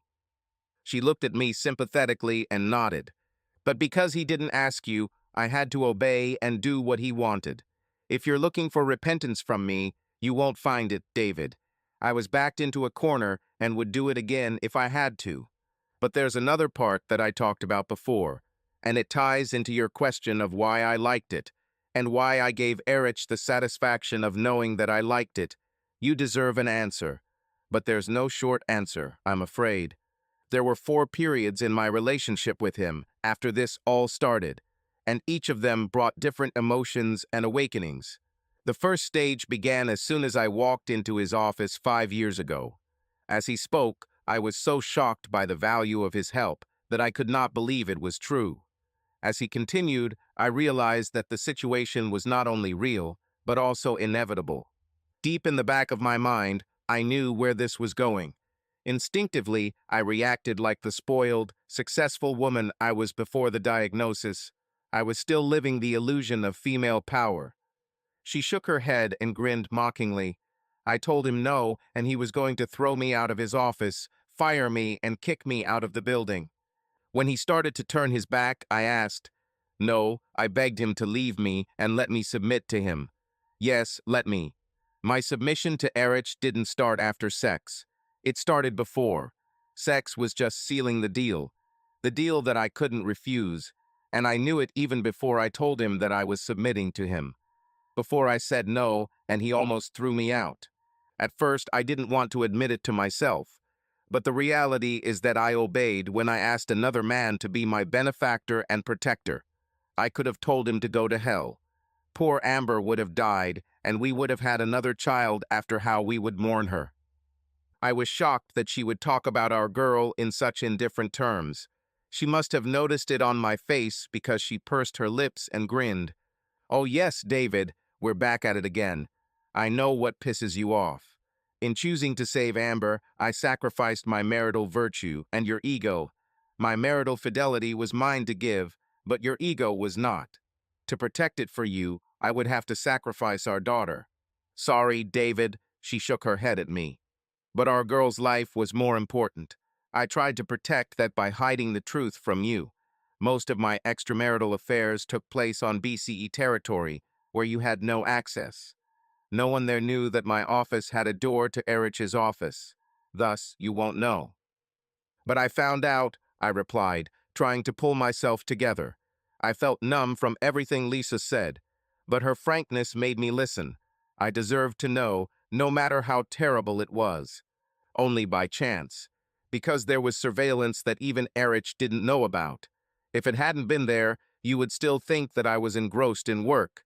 But there was also your personal inadequacy that you faced. Please don't deny, David.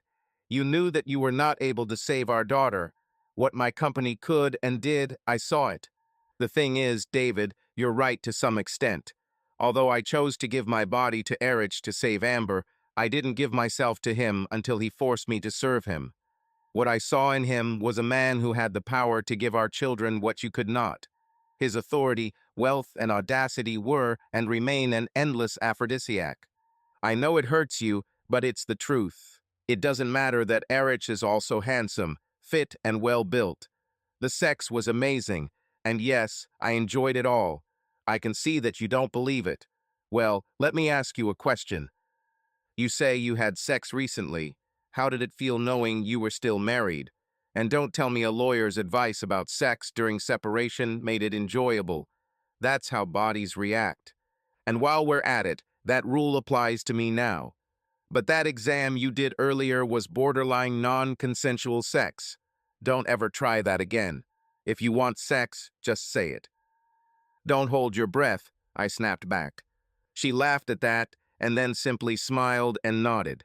Anyway, so the day I talked to you about my new job, I was already his. I just didn't know how much yet. I still had this illusion that I could control both of you. That somehow you and I can eat some semblance of marriage when I went to work and gave my body to the boss. All of that went out the window when Amber's condition worsened and she needed a second operation. You were devastated and helpless. Instead, I couldn't wait to tell Erich about it and ask him for help. The help Erich provided was immediate that day.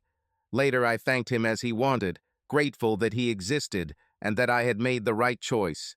No matter how cold Erich was that first day I became his, He was there when I needed him. With that last phrase, she cut me to the core. I spent 5 years looking after our children while she cheated all night long. I knew your heart grew cold, Lisa. But the fact that you are telling me this is a new test for you. You wanted to know so you could move on, didn't you? Was her answer. You needed honesty, right? Did you want me to grovel and tell you nonsense like it wasn't what it seemed? She raised an eyebrow at me as I forced myself to calm down. When I did this, she continued, and this was the second stage of my relationship with him. I didn't love Erich, but I was in awe of his abilities and presence. Loving a person like him is impossible. I had this with you before Amber got sick. What happened made me realize that I would never have this again, at least not after I betrayed you over and over again every day. I may have humiliated myself, but I still have a little conscience left. That's why I avoided sex with you after that. It was a reminder of our past that will never return. Why didn't you talk to me? Oh, David, seriously, what would this conversation be like? Honey, do we need to talk? I had to have sex with my boss for the money we need for our daughter's surgery. By the way, am I now his work bitch and personal woman of easy virtue? Are you serious? If I did something stupid like that, you'd run away, and I need you to watch the kids at night. Nanny, I snapped. You only saw me as your nanny. No, David. I have never doubted that you are the only person I can trust with our children while I work. Mrs. Bronsky is the nanny. She just looks after them at night, or for a few hours when we are not home. You are their father. You love them and will always love them. Knowing that you would be home to look after them made my life easier. Could be worse. What do you mean? Finding out why Erich decided not to humiliate you marked the beginning of the third stage of my relationship with him. You don't think it was humiliating for him to have sex with my wife every day? You know this now, but I never planned for you to find out. I did my best to make sure Erich didn't know this. You know what a cuckold is, don't you? What? Yes, I know. A guy whose wife cheats on him, I answered, using the standard definition for most people. That's an old opinion, she said, waving what I described. It was a disdain for men that needed to be redefined. A cuckold these days is a guy who willingly watches his wife having sex with others and approves of it. They often convince their wives to do this and arrange for it. What does this have to do with our situation? I once told Erich that he was cruel. After he corrected me, he said that I was wrong. That cruelty would be to bring you to a meeting on the first day and force you to agree to the terms he gave me and force you to watch. She was waiting for my reaction. I would. I started to protest. You wouldn't have done anything, David, she interrupted. If he had done that, there would have been security outside, just like when he laid out his terms to me on the first day. If you refused, they would tie you to a chair and force you to watch.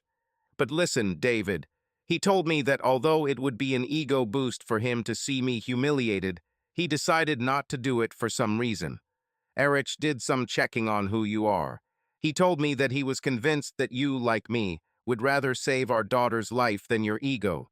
And if you had agreed to watch him desecrate me, you would have been completely useless as a father to your children. How nice of him. Maybe I should send him a thank you note attached to your body. Nice touch, David, but not necessary. But let's get back to business. Erich had a selfish reason for not doing this.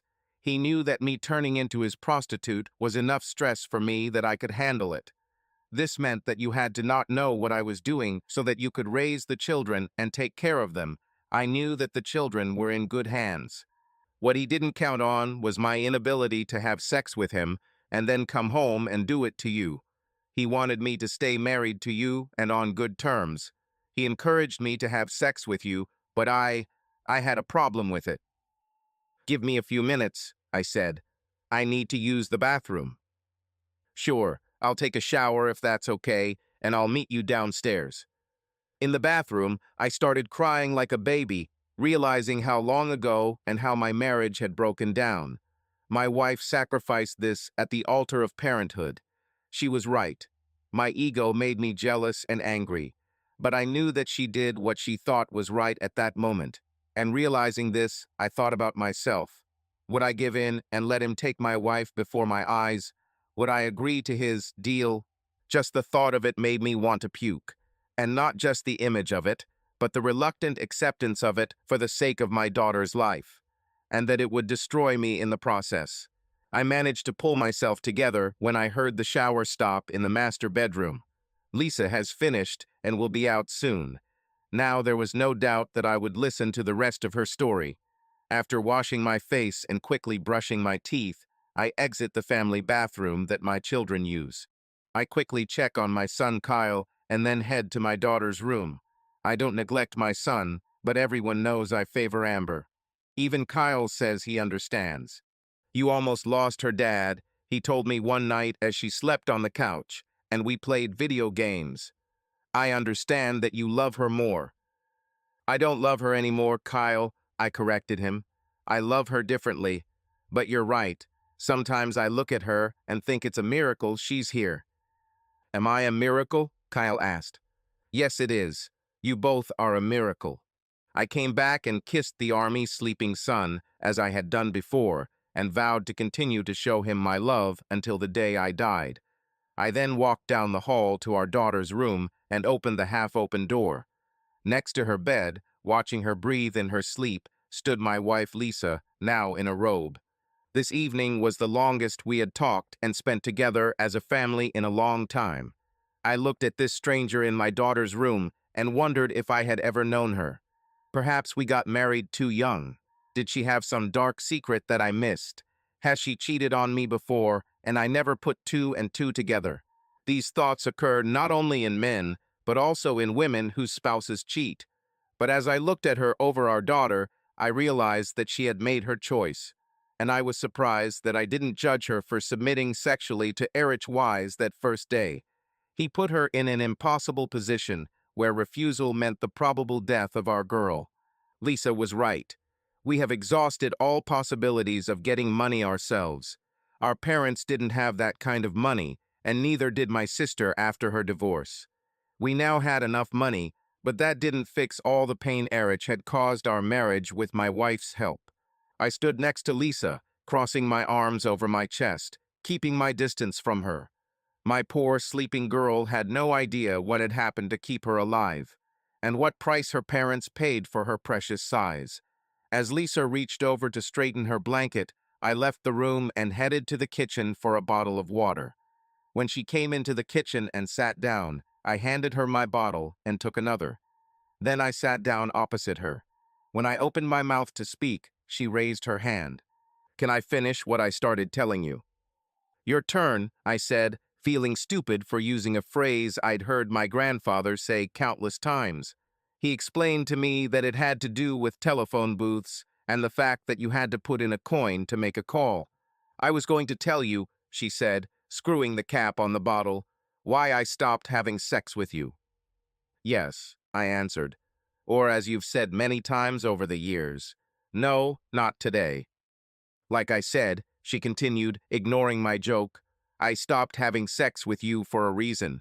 It's one thing to have sex with another man behind your back, but it's another thing to come home and give you the dirty leftovers. It must. That must be the explanation, she hissed back. Just listen, Dave. I ignored Dave and looked at her, waiting for her to strike me again. The more she talked, the worse it got, and the more I realized we were done. Like I said, Erich wanted our marriage to continue. He thought it would be good for me to keep in touch with you at home. But, listen, I interrupted her. You explained how sex with him was better than sex with me, and how now you are his submissive. Whatever it is, I get it. If you need to talk it out and free yourself from guilt or lack thereof, see a psychologist. David, you. David, I don't care. Fuck you, fuck Erich and everything you did. I don't give a damn how you felt after you decided he was the man. Before I won the lottery, I was stupid enough to think that you and I have a chance to make things right. I know it's stupid and naive of me, but I thought so. As soon as I saw your reaction that day, I knew that it was all over. I watched the video and it was just the nail in the coffin. If I need to know how you felt during those times, I can rewatch them or watch the ones I missed. So if you don't have anything constructive, let's get to what I need to say. She looked at me for a few seconds, but I no longer knew who this person was and no longer cared. For the sake of the kids, Dave, we should stay together until they're older. If you want, we can make a postnuptial agreement that allows us to stay here with the kids. Let's leave it at that, and you can go on dates whenever you want. No, I said, that ship has sailed. I told you that you should move into an apartment, and we should end this farce. You said you've changed and are living a new life. Well, I want a new life too, without having to see your smug face. Dave, I don't want to leave. I want us to. What do you want us to do, Lisa? For us to pretend to be a normal couple, sleeping in separate rooms. How long do you think the kids won't notice? The kids talk at school, and they find out from other kids that parents who aren't together, not together. Then we'll sleep together, she answered. That's right, I replied. You, me, and traces of sex with Wise, or whoever he forced to have sex with you this evening. You're crazy. I won't sleep next to you. Once the separation is over, you don't belong in this house. And if he told you he would hire expensive lawyers, he needs to check who controls his company. It's Mrs. Wise, and she hired every lawyer worth her salt to be on my side. Wow, she said in a quiet tone, pretending to be shocked. Katie will do this for you. She did this before she contacted me. She'll be leaving soon and going back to her boyfriend in Chicago, Lisa mocked. It's her choice, I replied. There are other fish in the sea. I'm still too young to catch other fish, and you can continue your games with your Nazi boyfriend. He's Austrian, Lisa tried to correct me. Where Hitler comes from, I reminded her. I thought he was German. Call your college and ask for a refund, I said and stood up. I'm going to bed. Your phone is on your dresser. Now you can call your master and give him a report. Lisa was a shining example of the fact that a high IQ does not compensate for incomplete education. As soon as I was in my room, I texted Katie. We talked. She didn't deny anything and was proud of everything she did. Katie, are you okay? I will. How did things go for you? Katie, I'll send you a photo. Log into my secure server from your computer. Give me a couple of minutes. A few seconds later, I was downstairs in the office, opening my laptop. I logged in and logged into Katie's photo server. Of course, she sent me a photo of what she was doing there. I giggled, then laughed as I picked up the phone and called the bastard's wife. She answered immediately. Remind me never to cross paths with you, I said jokingly. Unlike my idiot soon-to-be ex-husband, you're not stupid. So, are you coming over tonight or putting it off until tomorrow morning? Are you back in town? I asked, catching myself with too much enthusiasm. Yes, I'm back. I'm finishing up business in Chicago and moved here for good. There are problems at BCE that I need to solve personally. I'll tell you more tomorrow. After thinking about it, I'm tired from everything I had to do today and from the flight. For what I'm planning, I need to be fresh. And you? Yes, me too. Let's do it in the morning, I agreed. I need to sleep for my big role, Mrs. Demmel. What's next? Quotes from Casablanca. This is the beginning of a beautiful friendship. He said, beautiful friendship, dumbass. Katie laughed, correcting me. See you tomorrow. 10 o'clock in the morning. I'll be ready. Good night, Felicia, I said, and as I pressed the end call button on my cell phone, I heard her laugh. I smiled, surprised at how Katie's return to town made me feel. The next day at 9:55 I was at the mansion. I rolled down the driver's window and pressed the button at the gate. There must have been a security camera there because the gate opened before I could introduce myself. Driving inside, I noticed a gatehouse covered in foliage, making it almost invisible from the street. The guard waved me through to the long road leading to the main mansion. For a second or two, I thought I was in Europe, looking at the castle. Stone walls, towers, and everything else, but without a moat and a drawbridge.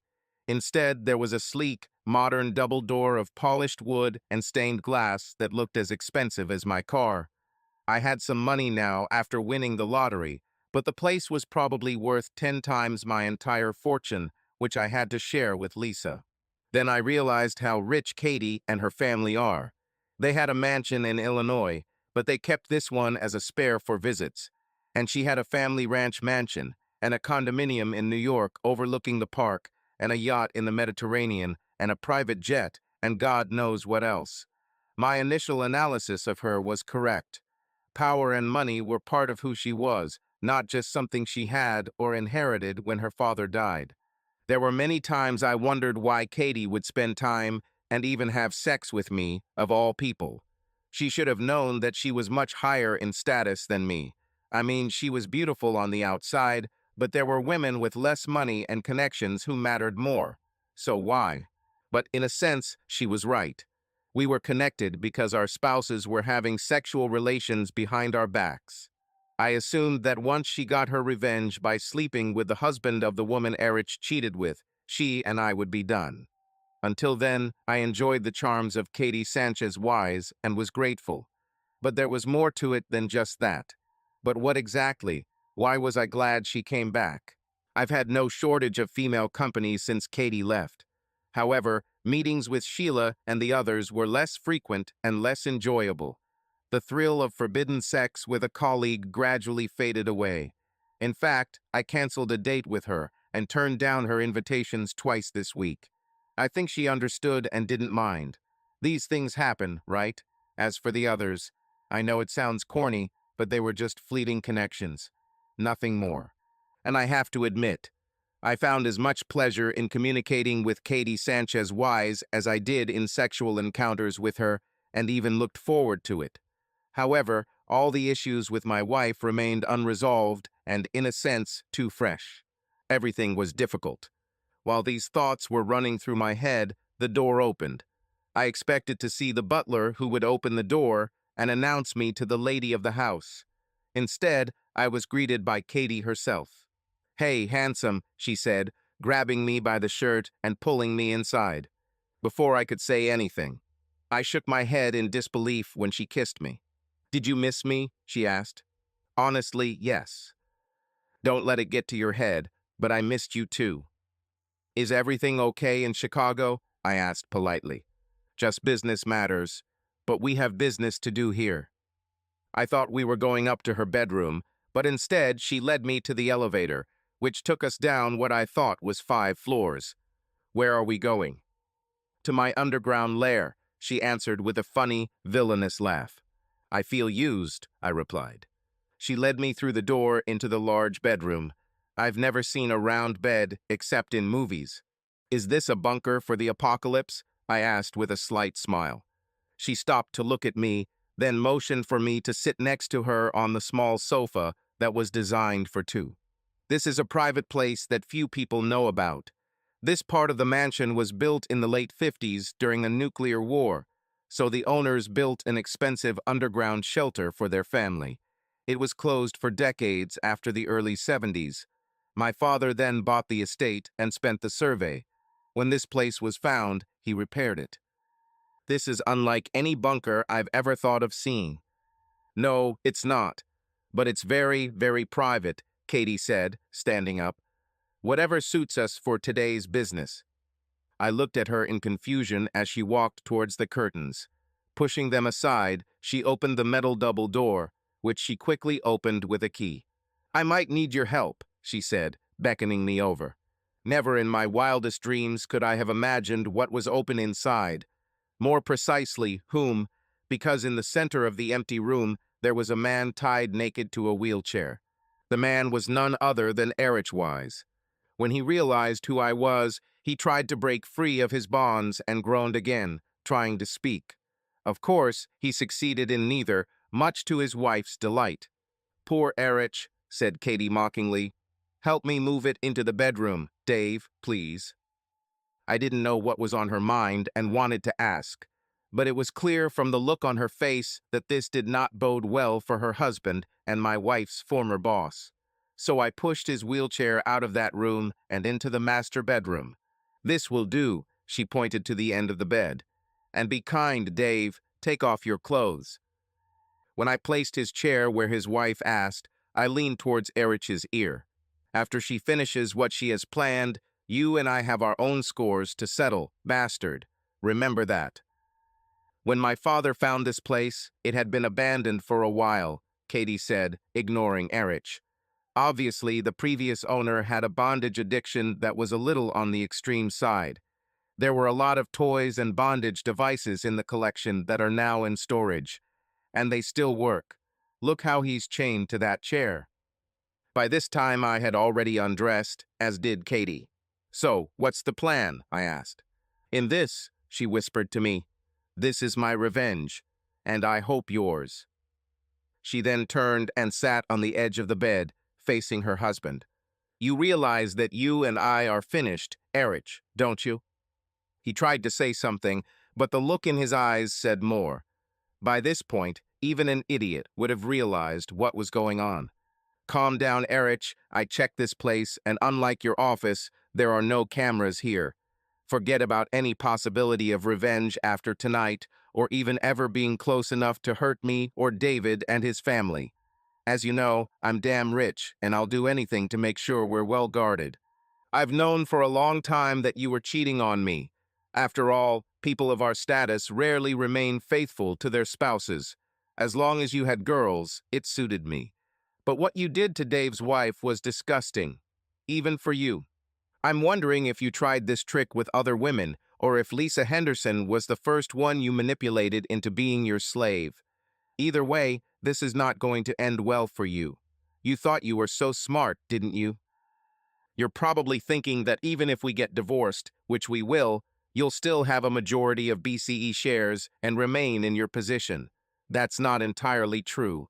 Remember a few years ago when you took the company public to attract capital for growth? Erich was silent at this point.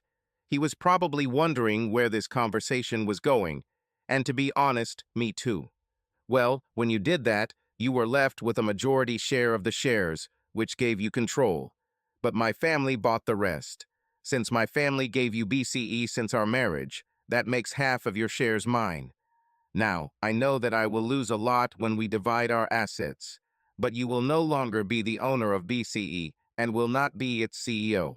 So you're probably wondering what's going on here. Why the bedroom? Why is my lover here? And why are you naked? Well, I love having sex in bedrooms. Only I don't have sex with other people's spouses in their house when these spouses are at work.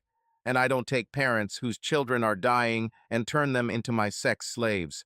And I would never consider paying a doctor not to perform an operation as you threatened Dave's wife. What kind of sick bastard does that?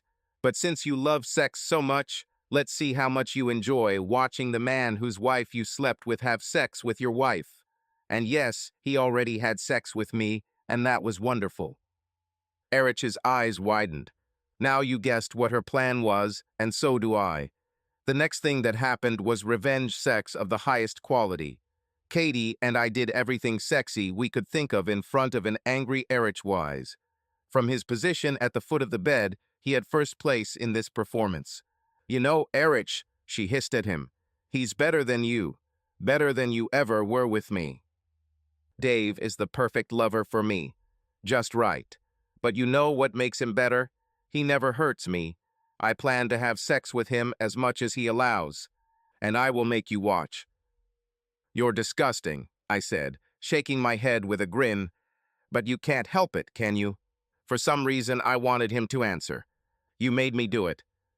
You're the last one who can claim to be a victim of coercion, Erich, I spat back. You are a disgusting person. There's one funny thing I've noticed about people like him. Give them the ability to bully and use people, and they will do it. Many men are big, have power, but do not abuse it. But people like Erich simply cannot resist.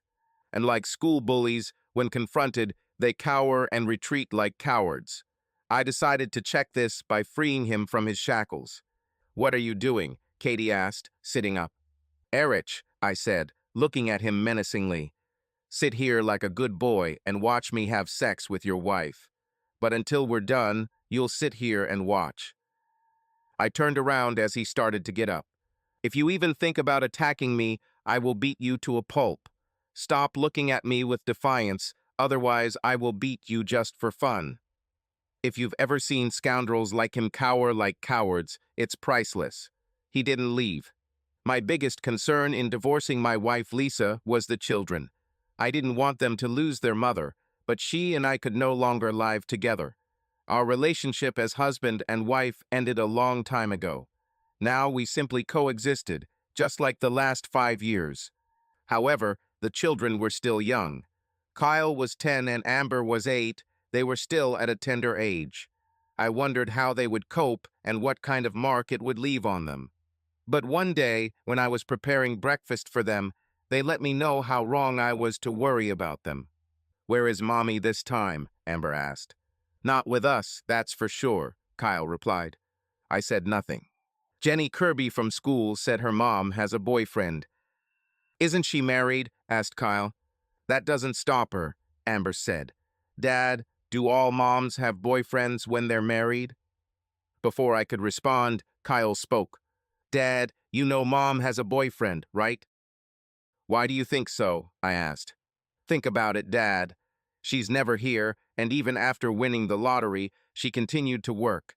She didn't have to do that, and even after she left that company, she still spends most of her time away from the us." I looked at both of them, noticing that they were waiting for my answer. "If my mom and I got divorced, and you only saw her on weekends, would that be okay with you?" "We barely see her anyway," Amber answered, looking at her food. Kyle nodded as he listened to his sister.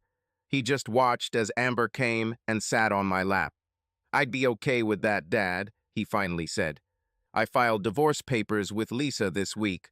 She signed them and moved into a condo near us at the end of the week. We helped her move into an apartment nearby. On the way home from school, the children could walk there if they wanted. Life went on for me and the children, only a little differently. Lisa did not fight for child custody or divorce. She had half the lottery winnings and half of our assets, including our old house, which I put on the market. I never wanted to sleep in that bedroom again, not after Erich was there and had sex with her. We bought another house down the street. It was a new start for us. I saw Lisa occasionally at children's events from afar. She stayed away from me, and I stayed away from her too. Our only communication was about what we needed to know about the children and vice versa. Over time, the children told me that she started dating. I chuckled because she cheated for 5 years. I could not imagine that Lisa would remain faithful. As for why she started dating, it became obvious when I learned that Erich had been fired from BCE Systems and had returned to Europe to live off the family fortune since he was the only surviving son. His sister ran the show, leaving him time to pursue married women or whatever else he was doing. Lisa asked him to move to Europe with her, but apparently the thrill was gone. She went to visit him, and her apartment was vacated the day before her arrival. So that's it. Lisa moved on, and so did I. You may ask why I was gentle with her. Why didn't I sell her to African slave traders or something so she could work on the streets of Philadelphia? One reason, in her crazy way, Lisa sacrificed herself to save our daughter. Nothing more. Now about Katie. Kathy Sanchez, as she now used her last name again. I can't explain why, but this woman and I developed a strange but comfortable relationship. Neither of us mentioned exclusivity or commitment, but she finally moved in with us. She spent all her evenings with the children and me. Even with her mansion and all her rich friends, she chose us over them. I never asked her for this. It just happened. She and I just flew in from Montreal on her private jet. We spent the weekend while Lisa was with the kids. We said goodbye, kissing openly, as her limousine dropped me off. An hour later, the doorbell rang. I opened the door and saw Katie standing on the porch with 2 pieces of luggage. My friend's van was parked at the side of the road with 2 of her guards. "Dave," she asked, "can I stay with you guys for a few days?" 2 years later, she is still living with us. I can only say one thing: we are comfortable with each other. We are an unlikely and unmarried couple. All her life, she had never been without material things. But she never had one thing: the closeness of family. She had nannies and was sent to boarding school and then to college. Her parents loved her in their own way, but never gave her the time she needed.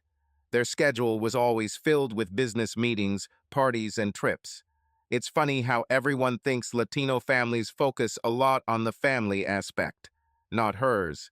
So, at 40 years old, Katie Sanchez found what she was missing in her life. And I found a person with whom I felt comfortable. We didn't have a marriage to tie us together, but over time we found in each other that special person we most dream of but never find. I'll tell you how I know. It doesn't matter where Katie and I are. Whether it's on the beach, in a restaurant, on the couch, on a plane, or at a ball game, she wraps her arm around me and rests her head on my shoulder.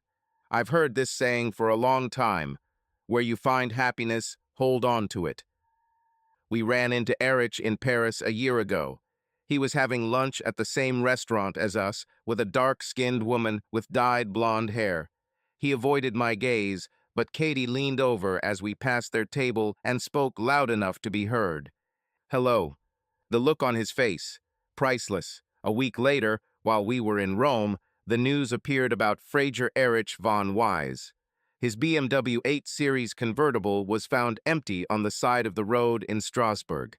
There were rumors that the woman he photographed in Paris was married to an angry Arab prince. Karma. Subscribe to our channel so that your love doesn't cheat on you, and go ahead and listen to the next story, because this story is nothing compared to the next one. If you're under 18, don't even think click to the next one.